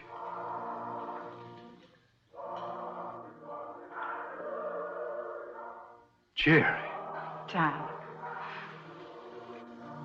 Yes, every man has a right to be free. And if he's willing to work for it, he'll get his freedom somehow.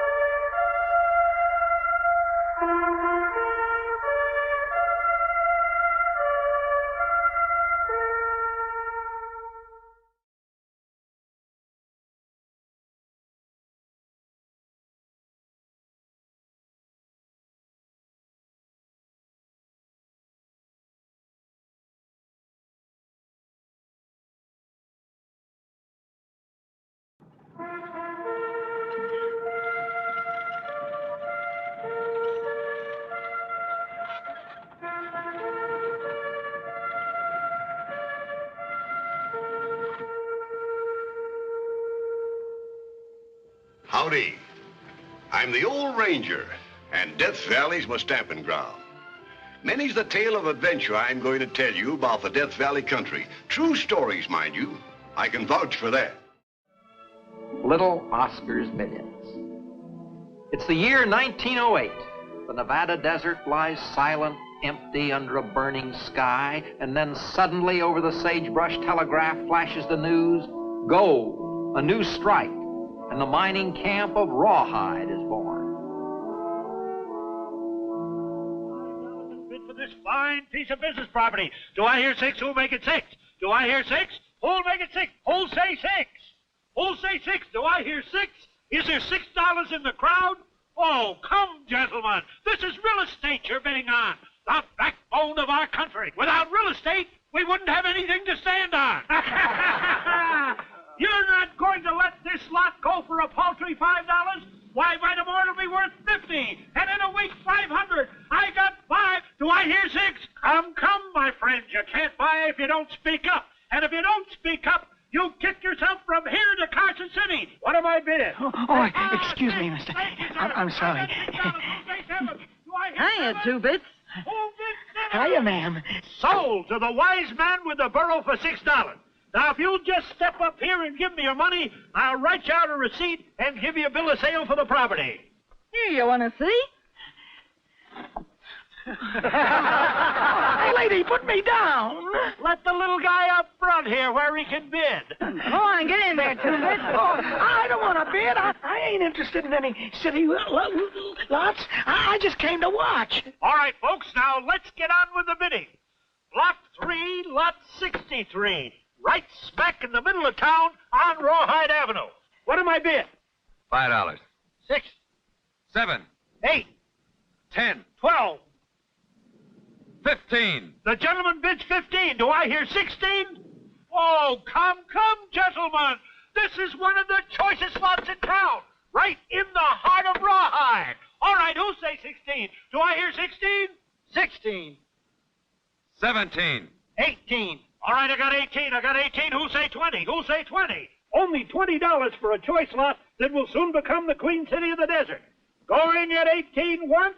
Chance of a lifetime, mister. Rawhide's growing at the rate of 100 a day. Telegraph lines are on their way in. Well, going at 18 twice? What do you say, stranger? Want to go shares? Gosh, I've only got about $10 to my name. Going at 18 the third and last time? Are you all through? Are you all done? 20. All right, I got 20. Anybody make it 21? Are you all done? Going at 20 once? Going at 20 twice? Third and last call? Sold for $20 to Mr. Eddie Newcomen. Little Oscar. I mean, Oscar Little. Pleased to meet you, partner. Oh, thank you. Thank you very much.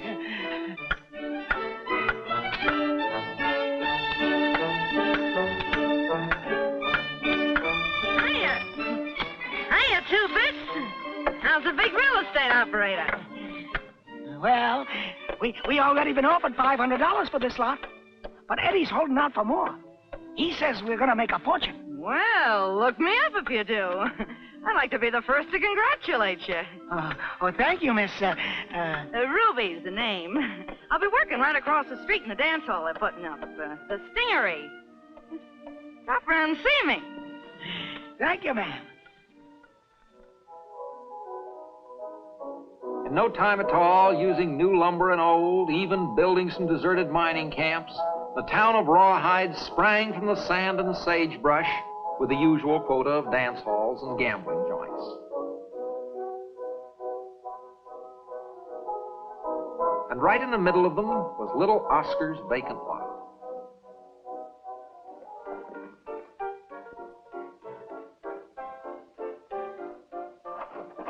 Eureka! There, partner! Kick up your heels! Sing!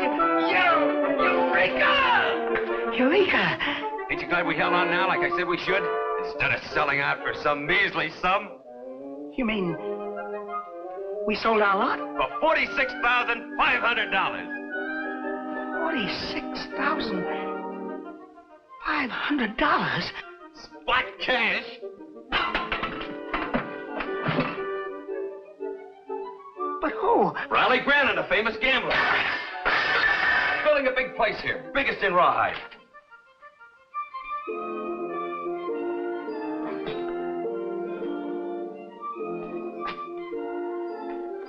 $46,500 split two ways. Is $23,250 apiece. And you'd have sold out for $5,000. I'd have sold out for $500. Why, the most money I ever had in my whole life at once was $100. Well, you're in the chips now, partner.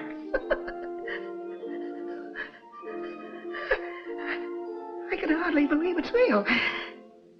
Me. Oscar Little. Well, take care of it. So long. You mean you're leaving Rawhide? You bet. Hightailing it back to Denver to my wife and kids. Oh, but can't we go someplace and have a drink to celebrate? Afraid I won't have time. Stage leaves in 15 minutes. Good luck, Oscar. Goodbye, Eddie.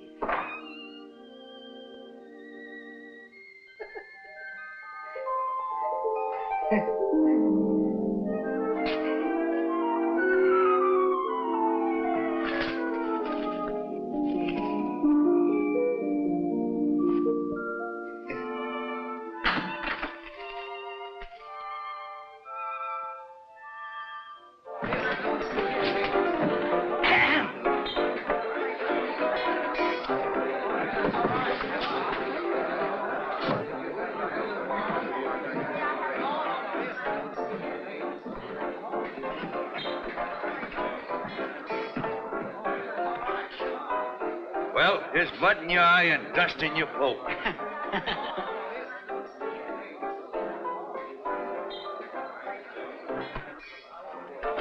Drinks for everybody. Come on, bartender, set them up.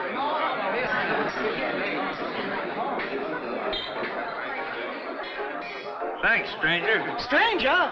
Why, I was here when this town was born. I'm one of the founders. Sure, bought one of the first lots. And I just sold it at 200,000% profit. Hey, what's going on around here? Hello, Miss Ruby. Will you join us in a drink? Sure. Who's buying? I am. That belongs to you, Two Bits? Yep. What'll you have? Let's you and me go somewhere where we can be a little cozier. This will take care of the bar bill. You take care of the rest, eh, Ruby?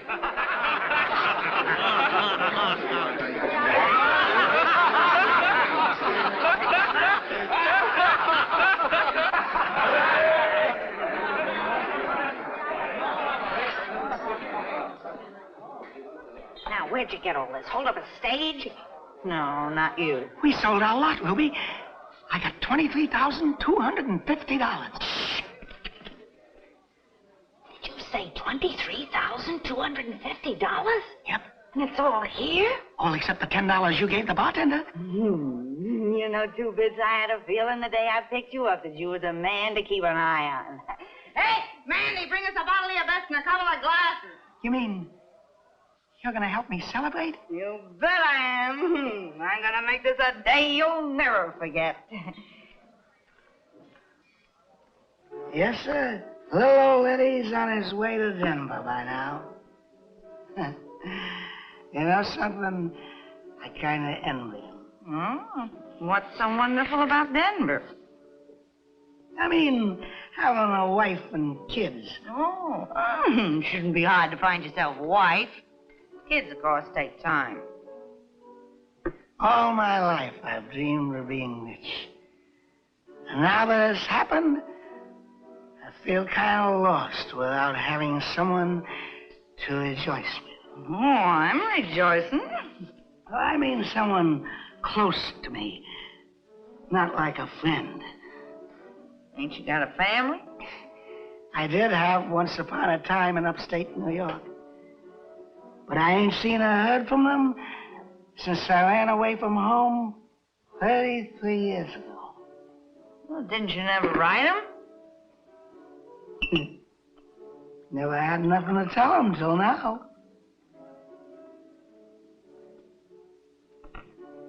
It's nice of you to waste your time sitting here talking to me like this, Ruby. Oh, Oh, shucks, Two Bits. It's my pleasure. You're a fine girl. Finest I ever met. You're drunk. No, I ain't. I mean it.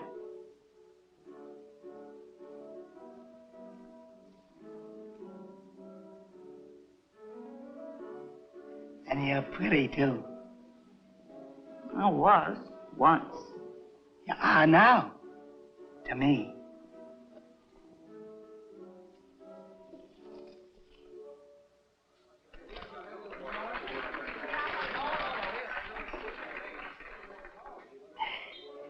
And you're kind, and generous, and honest. Not to talk to me that way. I ain't used to it. Just the same, it's the truth.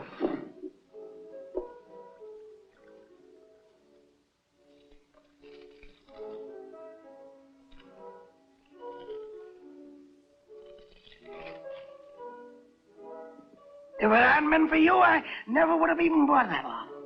The auctioneer might never have even seen me.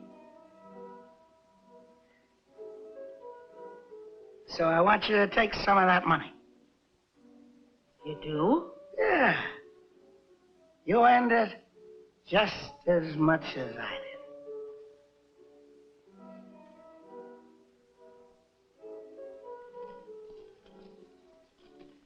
Here, you little half-pint. I don't want none of it.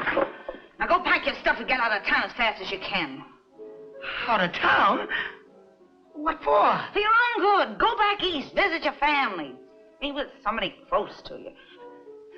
You know something, Ruby? That's a good idea. Thank you. Thank you very much. Oh, don't thank me. Just get going. And keep that money in your pocket. With a safety pin on it. Almost before he could realize it, Oscar Little was aboard a train headed east, trusting that some of his folks were still living in the same town. And sure enough, they were. Business is business, Carl. Facts are facts. This note is long overdue, and I'm here to collect it.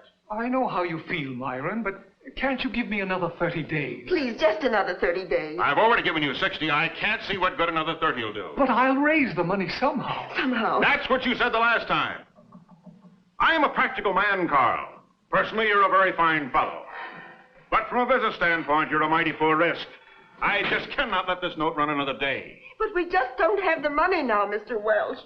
Then I'll have to attach what property you do have. You mean take the livery stable? Oh, you can't do that, Mr. Welsh. Oh, no. Now, goodness knows I don't want to. With a horse and buggy on its way out, it certainly isn't worth much. But I'm a businessman, and a half a loaf is better than none at all. Oh, dear. It's my living, Myron.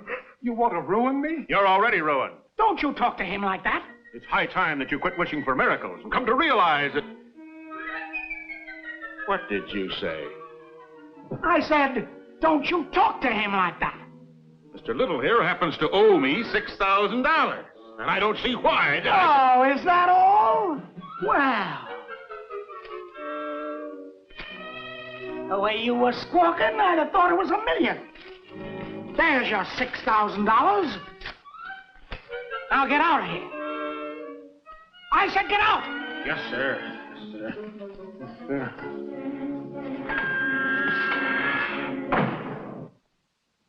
He's quite right about a livery stable being a back number, Carl. You ought to switch to automobiles. Here.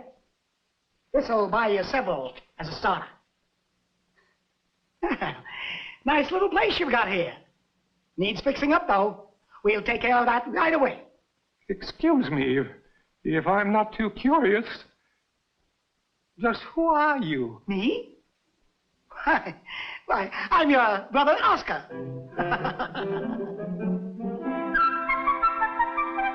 You made your fortune, I understand, Mr. Little, in gold mines. Real estate. You're not married, Mr. Little? No, indeed. In my busy life, I've had very little time for matrimony. He owns all of Rawhide, Nevada. Did own, my dear. I sold out at the peak. Was that one of your biggest deals, sir? Yes, indeed. I sunk a great deal of capital in Rawhide. I could foresee its future as Queen City of the Desert. My investment yielded a profit of 200,000%. Now, if you'll stop asking questions for a minute, chin up a little higher, Mr. Little. That's it. You, step in closer. Oh, I don't belong. I'm just watching. Oh, I thought you were one of the family. Well, then stand away a little. Oh, that cap and goggles cover your face too much, Mr. Little. Will you take them off, please? No, sir.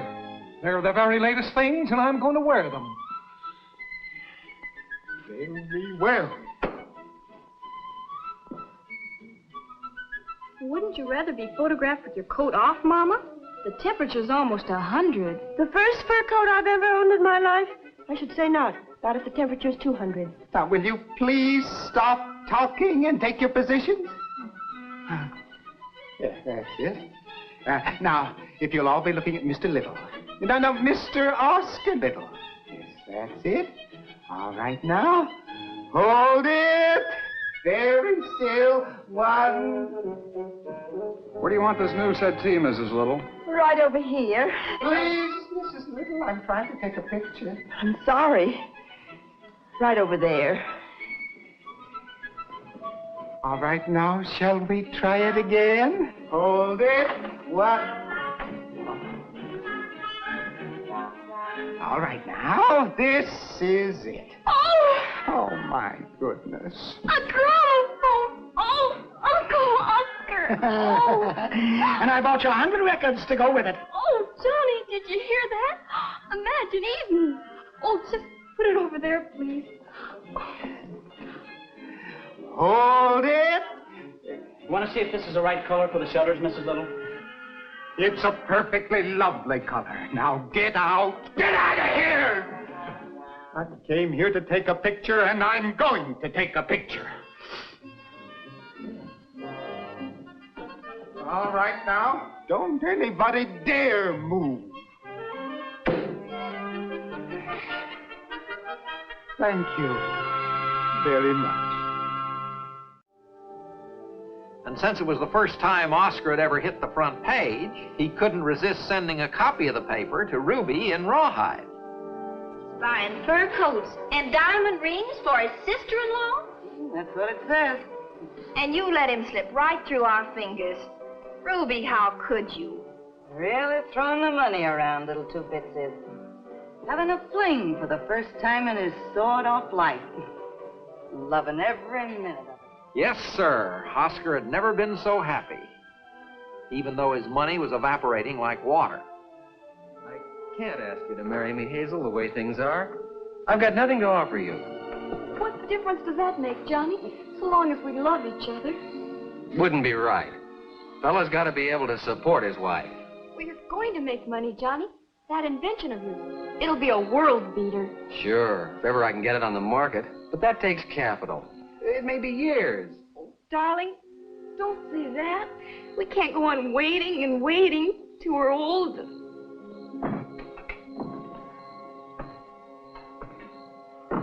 Excuse me for butting in, kids. I couldn't help but overhear. I have a sharp ear for business investments. What is this invention of yours, Johnny? An egg beater, did she say? It's a new type of can opener. Well, they certainly could use them on the desert. Has it been approved? Yes, sir. I could have sold the patent outright, but... But you wanted to hang on to it and reap the benefit. How much do you need, Johnny? Oh, Uncle Oscar. Oh, no, sir. Well, why not? I've been looking around for a good investment. What do you need, Johnny? Oh, quite a lot. Well, I only happen to have about $4,500 on me at the moment. 4,000 would be plenty. Well, fine. Here, take the lot. Use the other 500 for a honeymoon. And keep it working for you. Don't let it lie idle. Don't you want a receipt? Receipt? Don't believe in them. I go by a man's face, not his handwriting. Uncle Oscar, are you sure you're not doing this just out of... Sentiment? I never heard of the word. I learned a long time ago not to let personal feelings enter into business transactions. That's the reason for my big success.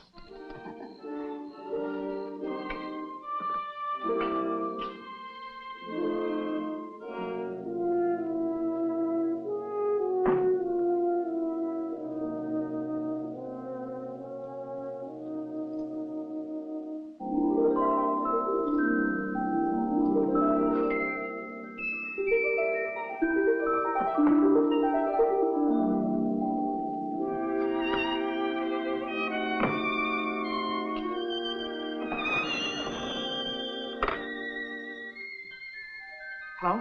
Give me the telegraph office. I want to send a telegram to little Oscar Little, Care Car Little, Highland Road, this town. Big merger coming up. Imperative that you return to Nevada pronto. Pronto. Right away. We sure hate to see you go, Oscar. Business is business. Sure. If we didn't attend to it, we'd soon be bankrupt. I wish you'd change your mind and let me drive you to the depot in one of my new autos. No, thanks, Carl. I'd rather walk. Then let us walk with you. And see you off. I don't like to say goodbye in public. I might make a fool of myself. Well? Oscar, I can never thank you for what you've done for me. Think nothing of it, Carl. It's been just like Christmas and Thanksgiving and the 4th of July all rolled into one having you here. I don't mean just the money either. Sure has changed things for me. Shucks, boy. All I did was give you a little hand. And that's all anyone needs in this big, wonderful country of ours. A start. An opportunity. I ought to know. I started out with nothing at all. And look at me now. Come again, Oscar. Remember, this is your home, no matter what.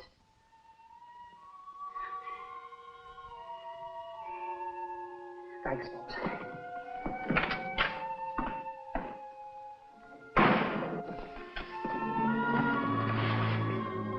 Good old Oscar. Dear Oscar. Wonderful, wonderful Uncle Oscar.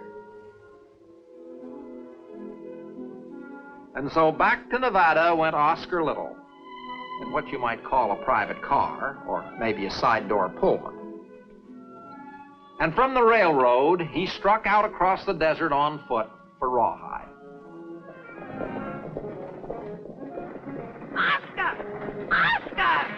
Hey, stop the stage!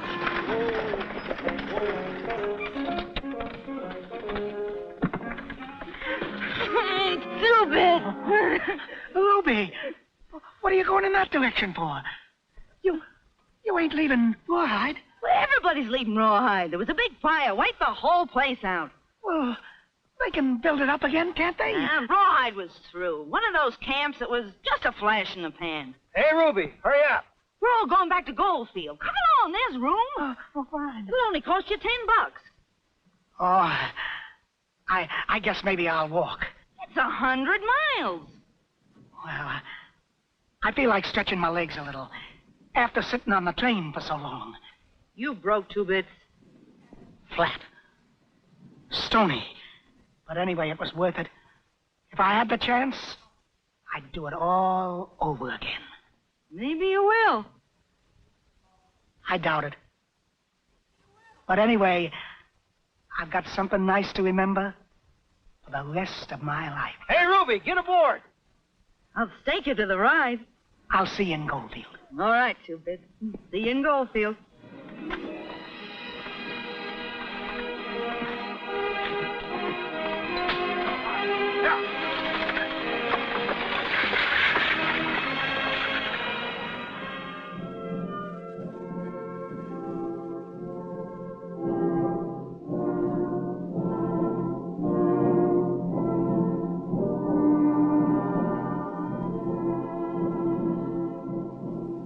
There are lots of folks who wind up just as they started out, but I sincerely doubt that many of them feel as happy about it as little Oscar.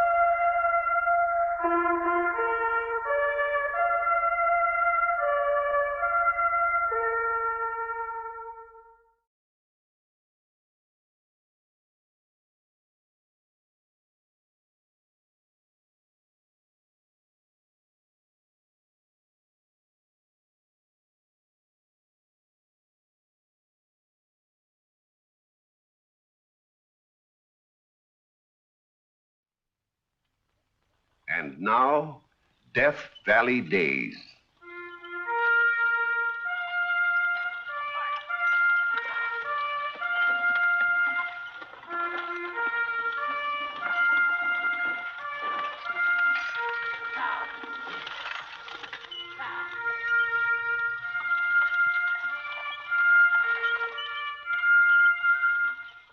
Howdy, folks. I'm the Old Ranger, and I have another interesting true story for you about the historic Death Valley country. If some high mucky muck from the Society Islands way out there in the Pacific Ocean hadn't ordered himself a gorgeous red fire engine, you wouldn't be hearing this story tonight. It's laid in the famous gold camp of Columbia, California, and it's called Little Pepe. Twice in its short lifetime, the town had been completely wiped out by fire. Once in 1854 and again in 1857. It is now the year 1859. Once more, the town is built up. Men are working and men are eating. I remember the day I arrived here from Connecticut. The town was still smoking like Sodom and Gomorrah. Well, I don't know why you're likening it to them two cities, Miss Pellet. You would if you'd read your Bible, because they were sinks of iniquity just like this town, and they were destroyed by a rain of brimstone. Columbia's no sink. It wasn't destroyed by a rain of brimstone. It was a spark from Old Man Edwards' pipe falling on a pile of shavings. Isn't that right, John? Sure is. Yeah.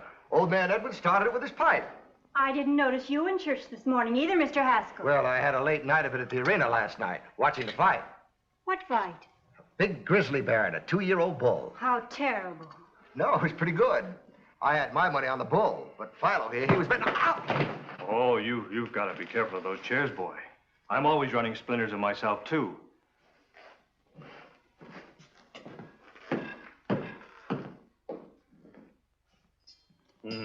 Peach cobbler. Nobody makes peach cobbler like you, Miss Pellet.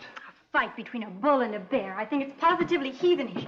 And you pretend Columbia's no sink of iniquity. Man has to have some diversion. A town that has 30 saloons, 4 breweries, and 143 faro games. Layout is the term. Faro layout. Now, if I had a wife and a home... You'd better reform first. You mean if I will, We've been all over that before, Mr. Clark. Oh, but women do change their minds sometimes. I have no intention of marrying. I might be leaving Columbia pretty soon anyway. You're moving away? Where to? Sonora, maybe. Sonora? Why, Sonora isn't half as rich as Columbia, nor half as big. Size and wealth aren't everything, Mr. Clark. There are the finer things of life. Just as a matter of zoological interest, who won, the bull or the bear?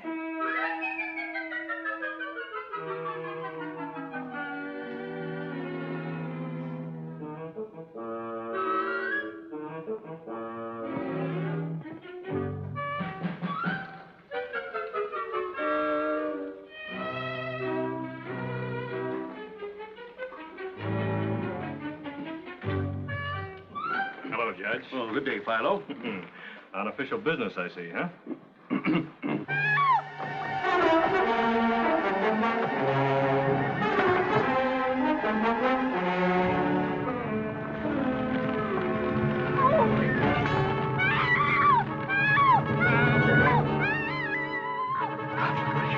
Conflagration! Conflagration! Conflagration, heck, it's a fire.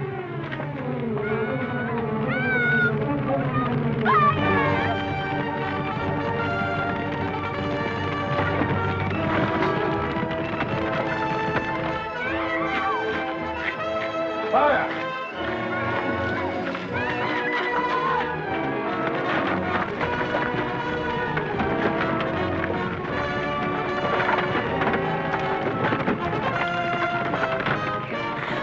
Now, don't get excited. That's right. Scatter those flames and stamp those boxes out. Gangway! Gangway! Is that a pail of beer, Tom? Sure is, Judge.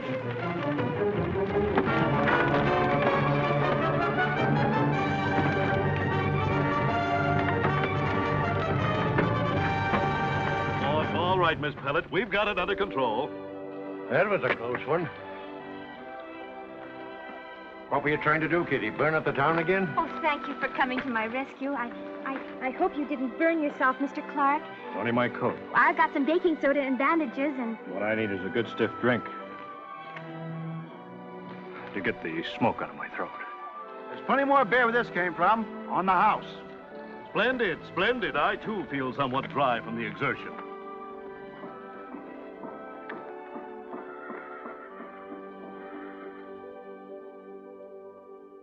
Twice now this town's been wiped out by fire.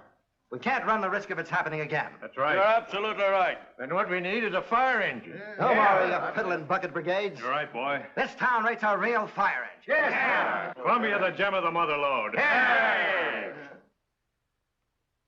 I don't care what she said. But a fire engine will cost a lot of money. Well, we'll raise it. I'll start the ball rolling with $100. Here's 50. Here's another 100.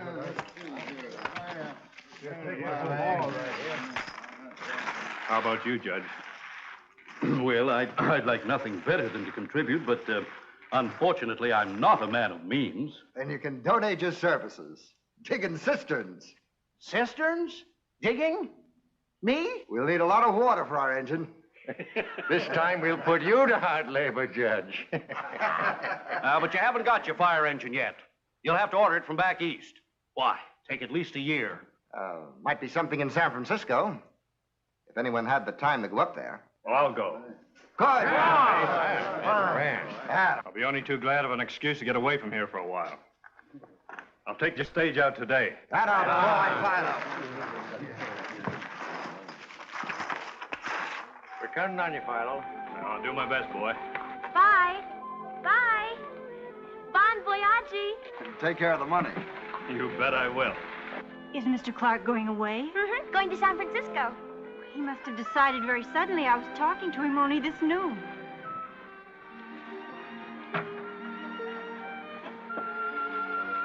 He's not leaving for good. Could be. But... Ah, Miss Pellet. Oh, hello, Judge. May I have the pleasure of escorting you to the evensong service?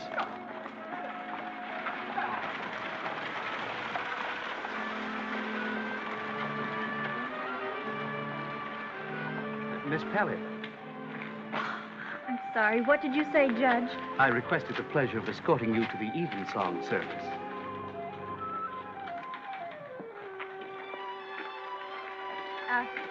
I'll go with you, Judge.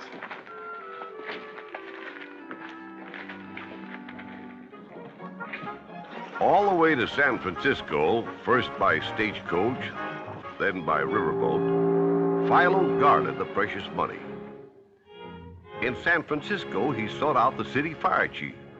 We have just what you're looking for. One of the neatest, trimmest, prettiest little fire engines that ever threw water. New? Well, practically new. How come you want to get rid of her? Well, the fact is, she don't really belong to us. This engine was built back east and shipped around the Horn for the king or some high potentate in Tahiti. Tahiti? One of the Society Islands out in the Pacific Ocean. It was consigned to the city of Papeete. That's what she's called, Little Papeete. See, well, how come she got sidetracked here? Nobody seems to know, but she's been sitting on the dock for quite some time now. The shippers want to get rid of her, so if you folks want her... Sold to the town of Columbia. Good, come right on.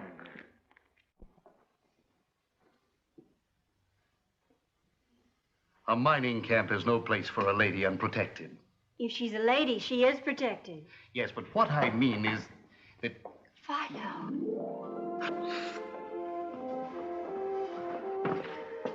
Mr. Clark, Oh, hello, Miss Pellet. you've been away. San Francisco. Business? Well, now it turned out to be pure pleasure. You bring any pictures of her, Philo? No, but she'll be coming down before long. You can see her for yourself. Who is she? Little Papeete. Miss Pellet, I'm still waiting for my coffee. Oh, she's a sweetheart. He said she was supposed to go to the king of Tahiti. She must be a beauty if the king wanted her. Wonderful color, I understand. Brilliant. But it isn't just her color. It's her lines. Graceful, eh? Like a swan. I trust she knows how to cook. This lady whose charms you were just describing, Miss Papeete.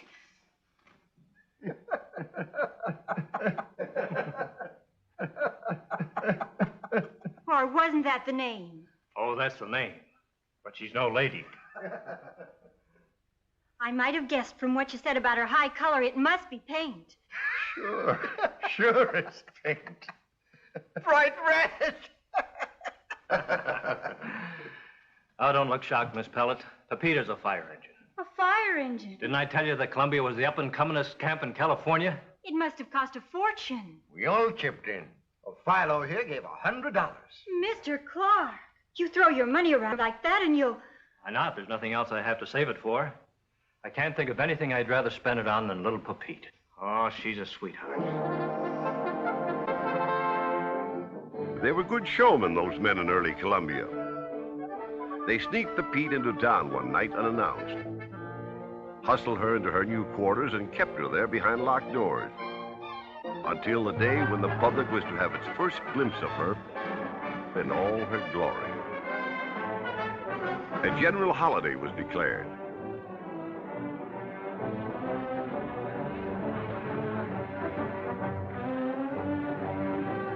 Ah, Miss Pellet. Well, nice to have you join us. Oh, I'm so excited I could swoon. How come you're not marching? Oh, it's only the boys in the engine company. And you don't belong? The membership is limited. Oh. Well, personally, I'd rather be standing here beside you, dear lady, than pushing a fire engine up the street.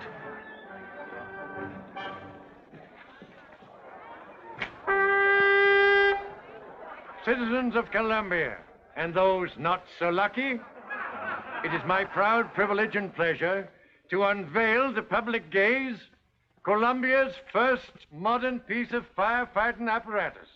And here it is, Little Pepita.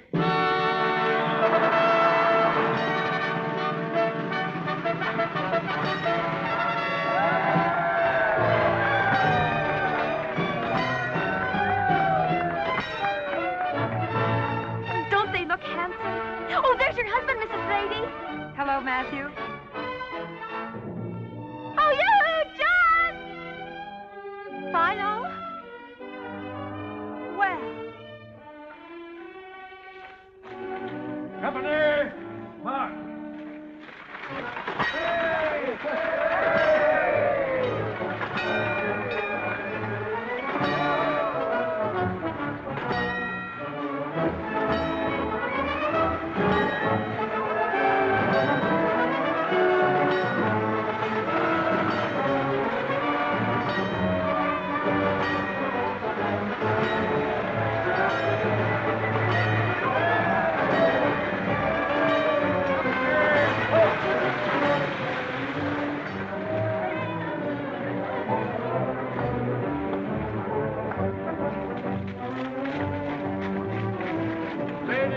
Gentlemen, we are about to demonstrate that Little Pepita is not only a thing of beauty, but an object of practical and vital use that can throw a stream of water equal in volume to 1,000 men with buckets. Company, turn to! Oh, aren't they efficient? Look how fast they're working.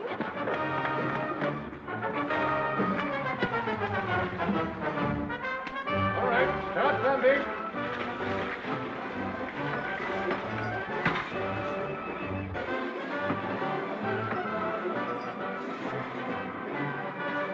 Maybe the valve isn't open.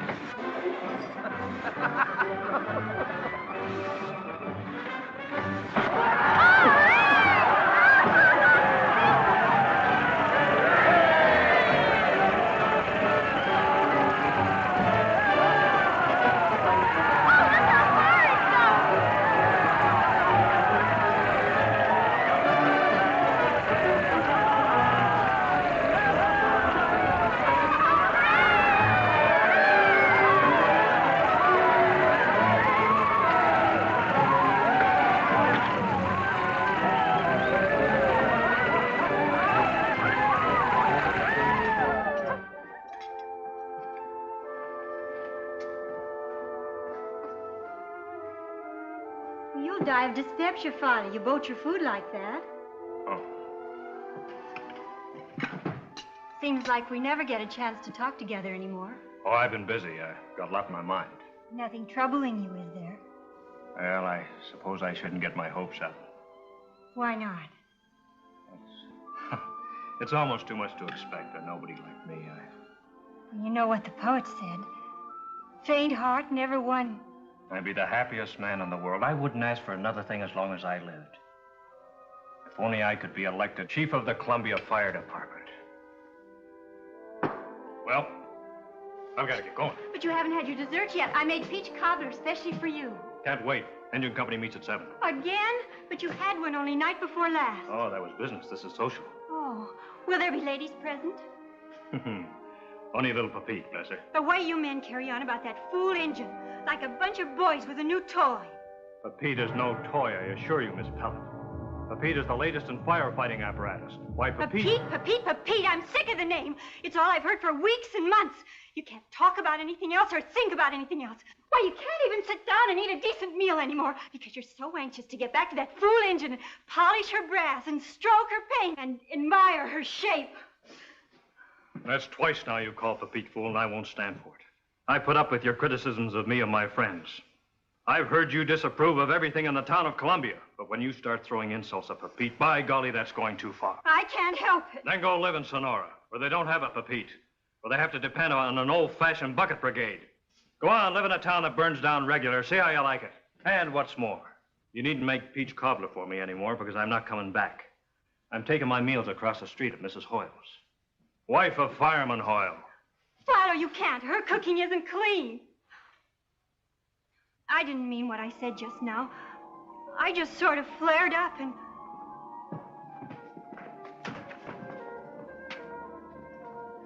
Where's he going in such a hurry? Oh, another meeting of the engine company.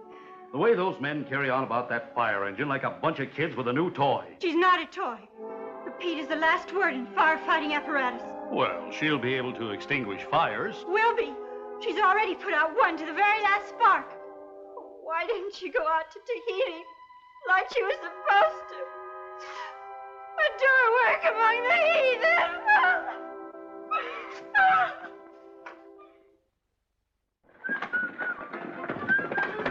One keg of beer enough for 20 men? Well, there's more coming up. Good.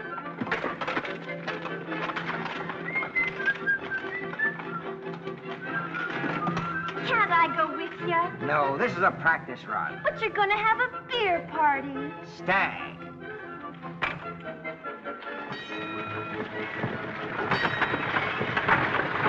Halt, men! See how easy she is to handle, even uphill. That's our baby, huh? Oh, they've taken her out in a practice run. Why does everyone call that engine she? And then they're celebrating with the beer party up in the grove. And if I know those men, they won't be home till way after dark. So you're wasting your time around here, Kitty. Oh. I got nothing else to do. Mrs. Brady, how can you put up with having your husband spend so much time with a fire engine? My dear, I've been married 20 years, and I'm thankful it's only a fire engine.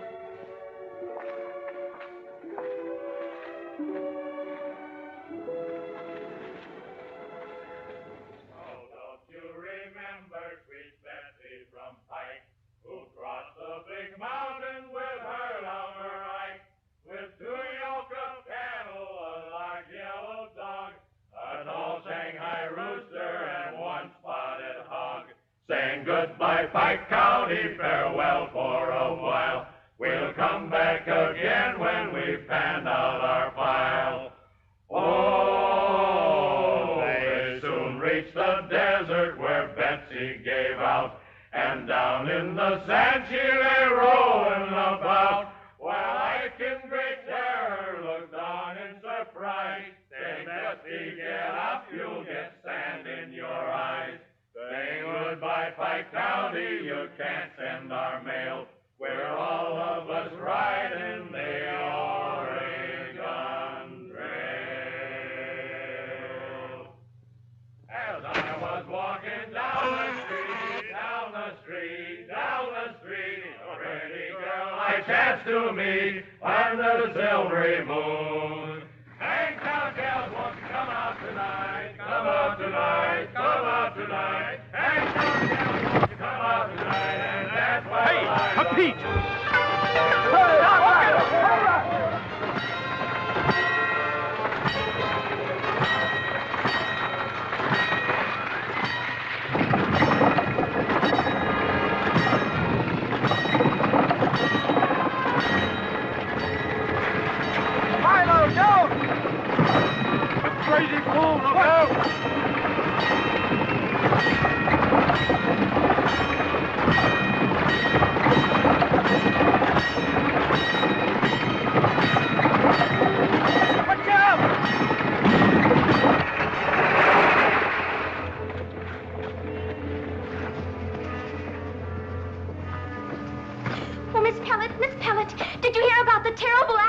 happened? What happened? Little Pepite got loose, ran away. Philo tried to stop her, grabbed hold of a rope. Philo? She ran right over him. Oh, no, no. But he hung on, was dragged clear down the hill. How badly was he hurt? I don't know. They had to carry him back to town.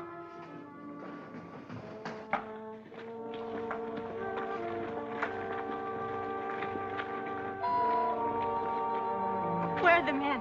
In there with Philo. How is he? Why, I really don't know. Oh, Mr. Brady, is he? Will he live? We just held a kind of ceremony over him. Elected him chief of the engine company. Oh, Mr. Brady. Nobody more deserving of it. Risked his life to save little Pepite. All right, boys, pack her in. Now, don't cry, Miss Pellet. There was only something I could do. Oh, but there's nothing you can do. Everything's going to be all right. Philo will be all right.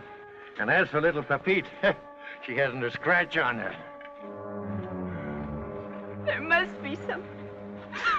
There must be. We'll need the best quality white satin and real gold and silver thread. Well, I used to be a seamstress. I'll be glad to help with some of the plain sewing. Thank you, Mrs. Brady. And I'll help with the embroidery. Splendid. We'll get started right away and have it finished in no time. 8 days' labor, that's what you're down for. But you've got no right. Why, everybody's doing their bit for the fire department, Judge. Even the ladies are contributing. Contributing what? Well, we don't know yet. It's a surprise to be presented at the engine house this coming Saturday. And so, gentlemen of the fire department, I have been chosen to present you with this as a slight token of the esteem and admiration of the ladies of Columbia, the work of their hands and their hearts. Presented to the Columbia Engine Company by the ladies of Columbia, February the 22nd, 1861. Champagne for everybody!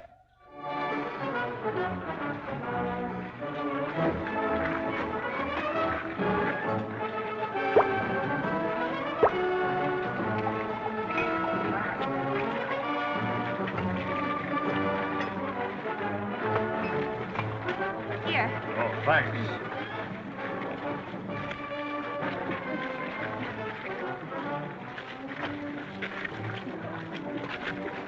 Susan, what are you doing here? She should have made the presentation. It was all her idea. She designed the banner and ordered the stuff and did a lot of the embroidery. Just the word Columbia. Oh, Johnny! I once said if they made me fire chief, I'd never ask for anything else. Well, I'm going to, right here and now. No, Father, you mustn't. Susan, will you marry me? I can't. I love you, You wouldn't if you knew. and you love me. Please, Fido, listen. There's something I must tell you. I've done a perfectly terrible thing. If you'd been killed when Pepite ran away, it would have been my fault. Susan, Pepite didn't get away by accident. I pushed the stone out from under her. I wanted her to be smashed to pieces. I hated her so. I should have been the one to have been killed. I wish I had. Well, anyway, now you know. I wanted to tell you before I left for Sonora. you're not going to Sonora. I couldn't stay here and face everyone after this. No one else will ever know. A husband and wife should have some secrets together. Philo To you and me. and little Pepite. This picture you've just seen was made right in the old gold camp of Columbia, with little Pepite playing her own part. The banner presented by the ladies back in 1861 is still on exhibit there in the museum, but it's not for sale. A famous Hollywood star offered $2,500 for it a few years ago and was turned down flat.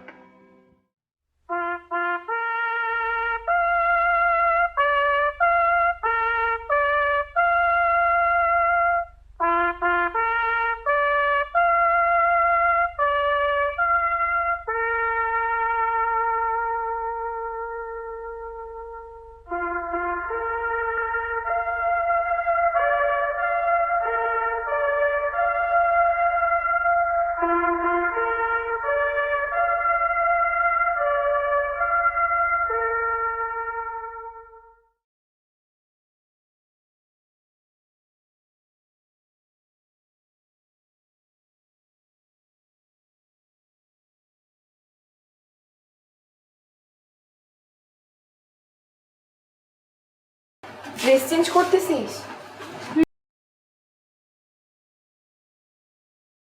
আমার সুবিধার লোক মনে হইতেছে না।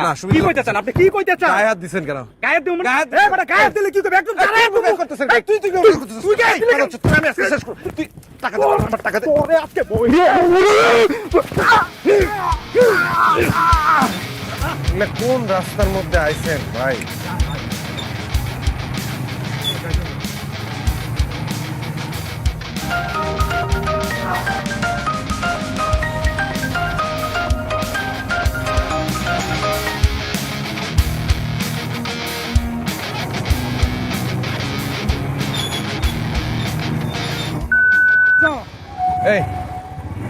এই আপনি কারে করছেন? হ্যাঁ, আরে ভাই আপনারে কই নাই।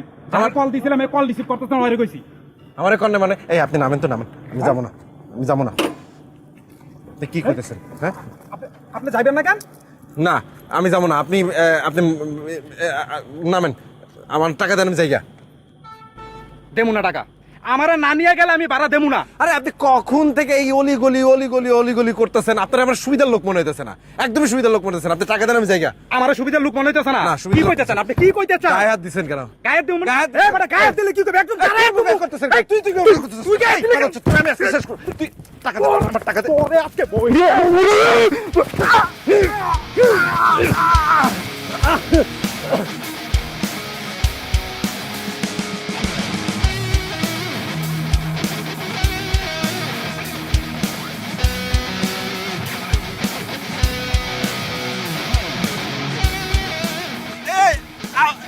মোটরসাইকেল করে নিয়ে যেতেছেন ভাই?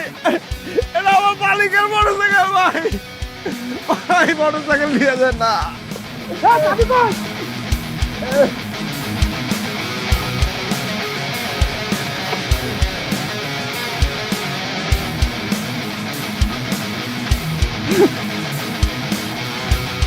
গাড়ি থামলো কেন? স্যার একটা অ্যাক্সিডেন্ট হয়েছে। ভাই ভাই আমার একটু বাঁচান স্যার ভাই। পেটে তো ছুরি। মনে হচ্ছে চিন্তা কি?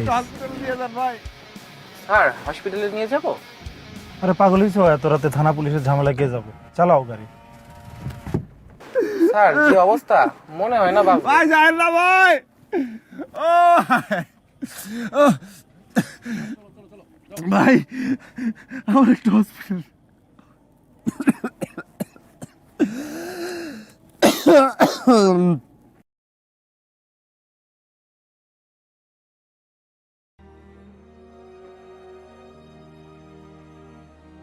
Rồi khỏe và thằng với thằng tay thằng đấy à?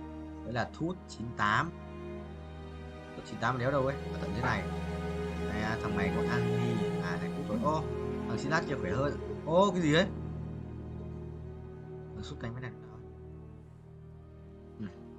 Nguồn lúp à? Dạy các bé nguồn lúp à? Em mọi game này điều điên.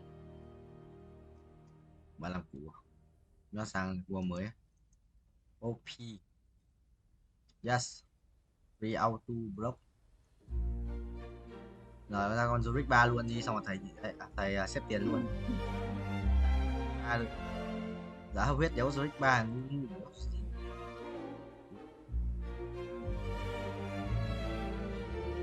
Rồi Red 3 vừa trước là Zurich 3. Còn mẹ làm gì quanh luôn mà lúc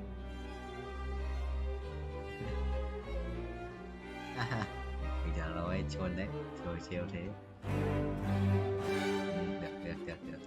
Được tao dư được. Còn Zurich tạo huyết thì vẫn lên đồ tanh thôi đúng không?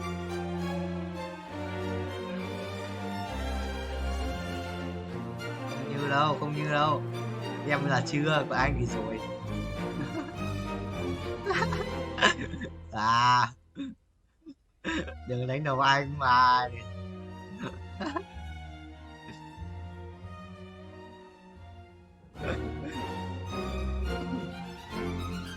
Tán làm đéo đúng không? Tán làm gái làm đéo thì mệt.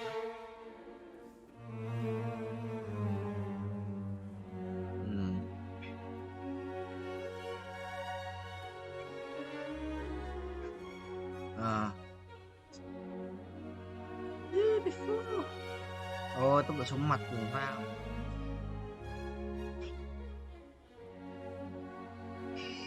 Ui, đây tổng thủ sĩ chưa? Lorick đã biết tổng thủ sĩ không?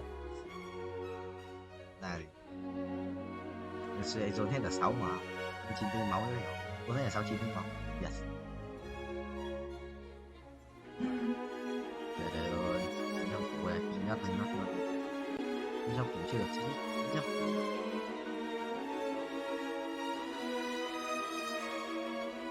Vai tay trước, tập tay trước là để kê tay, cánh tay lên cái ghế một ngồi để đẩy tạ đơn này, xong rồi lên tạ đơn từng tay một.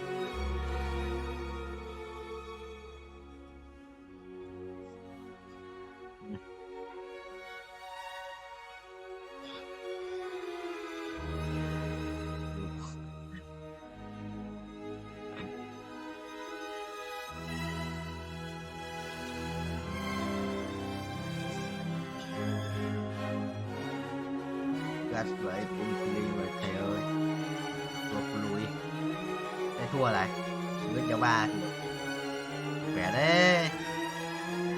Chết bậy à, chết 6 rồi.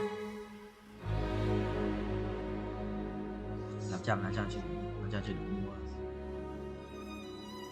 Đấy vậy, tôi sẽ lên Brooklyn.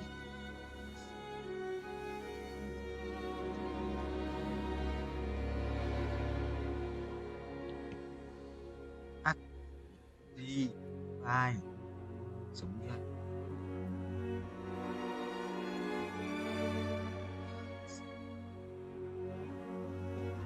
một nước vào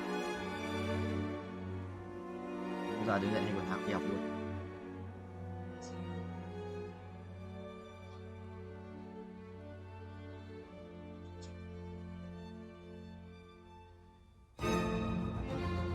Ai từ từ nó ngửa tay quá.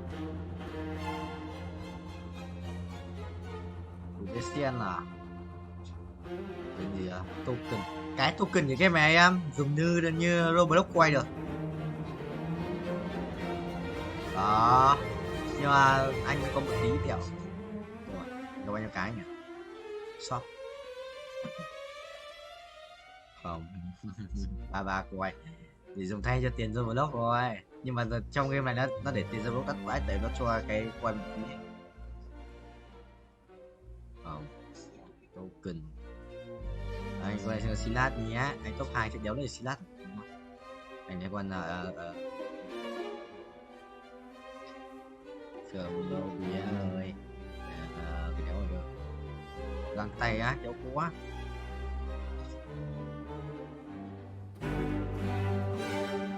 Nếu mà lấy Azit ở chơi Azit vào. Mấy thằng chơi Azit vào. Nó cũng cho đủ kiếm đấy.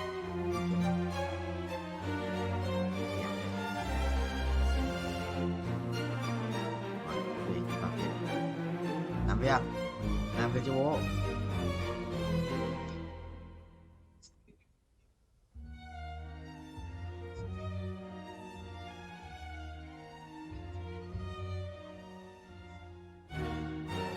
Sắp 3 dùng chiếc 3.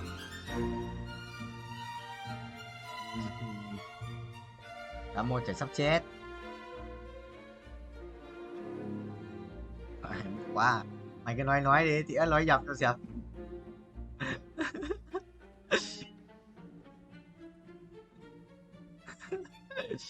Quỷ nó chịu. Đéo có đồ ở đây. Phải lấy. Đéo có nói hết nói rồi. Giờ đéo có nói đồ rồi. Con ta đất 3 đéo làm gì được à? Đây làm rồi. Anh thử làm gì được.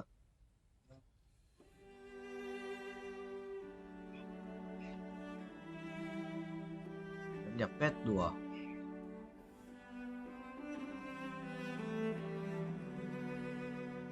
Một Zozik nữa. Bắn ăn luôn lên 7 rồi. Đéo ra Zozik cuối.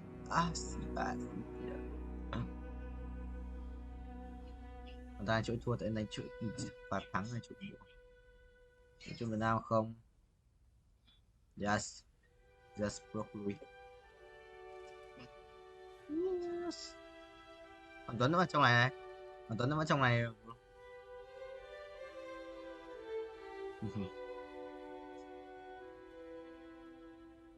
Không, nó tắt cả game mà cũng. Cái đây. Phải không? Nó tèo. Mày chiếc đồng. Mày chiếc lười à. Mày.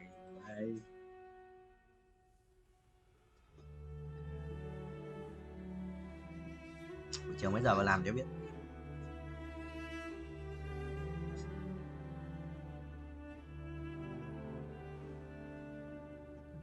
Rồi anh nhớ ra lốt con số cuối rồi. Với 3 của bố. Có Silas rồi là Silas 2, tao đánh lên Silas đánh rồi. Ra tại phải lên 8 người tao lên 6. Bố dồn Zozik. Một con Zozik nữa thôi, đéo luôn nữa, tự ra đi. Nhóc.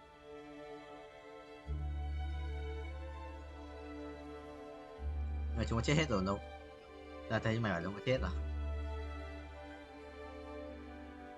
Thế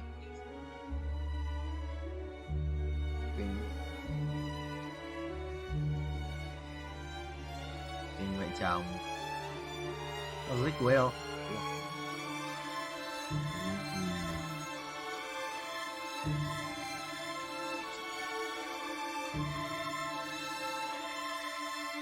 Ngồi đéo ở đây. Như vậy.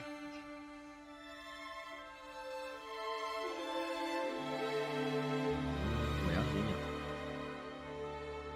Yes, broccoli. Giáo có đủ đồ cho tất cả mọi quan. Có 2 tỏi. Tỏi ra lấy 2 tỏi ra lấy kiếm ấy. Rồi. Có farm lốt tiền lên chat đi broccoli rồi. Thằng kia 1,9 tỷ mà 100% kia thua mua. Thua rồi, chơi đi. Hay à. Rồi cái kết liễu cái trở được như cứt.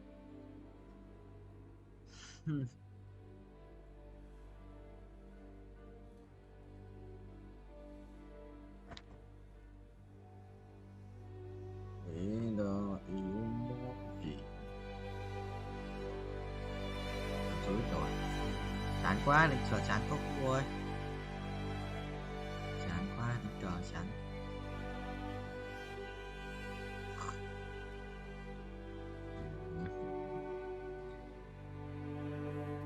Rồi sao em mấy ông phá quỷ thứ tư thứ năm phải làm bài tập. Thứ tư hóa quỷ. Quay từ sáng đến tối đi tập gym, rồi quay tiếp một tí đi ngủ xong. Béo rồi, mày thấy đúng không?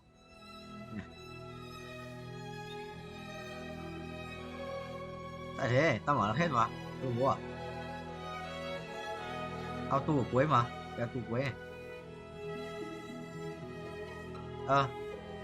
Nó mới update rồi. Auto đây. Nga.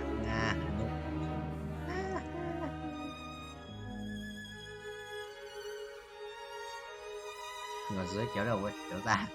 Thế mình cười quá.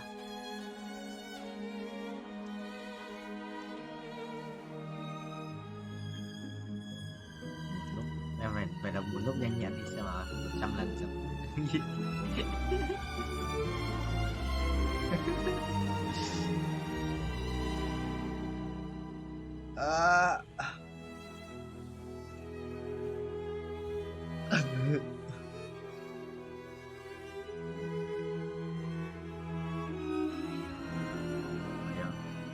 Đoạn thông thoại. Đúng. Chỗ nào? Đi tập gym á? Nó có đi cứt. Nó không vào lúc có vào trước, lúc mày chưa vào u mấy tao bảo là đi chỉ đi chung chứ người này có người ở nhà thì đi làm gì. Cái phòng tập gym mở muộn là anh cũng đi đấy.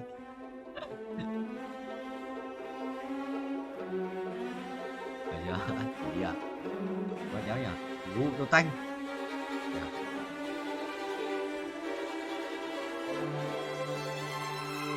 Lùi à?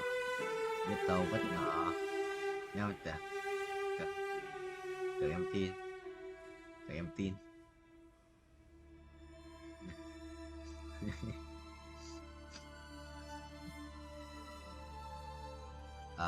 Mày đi cho tao ấy. Đó thì anh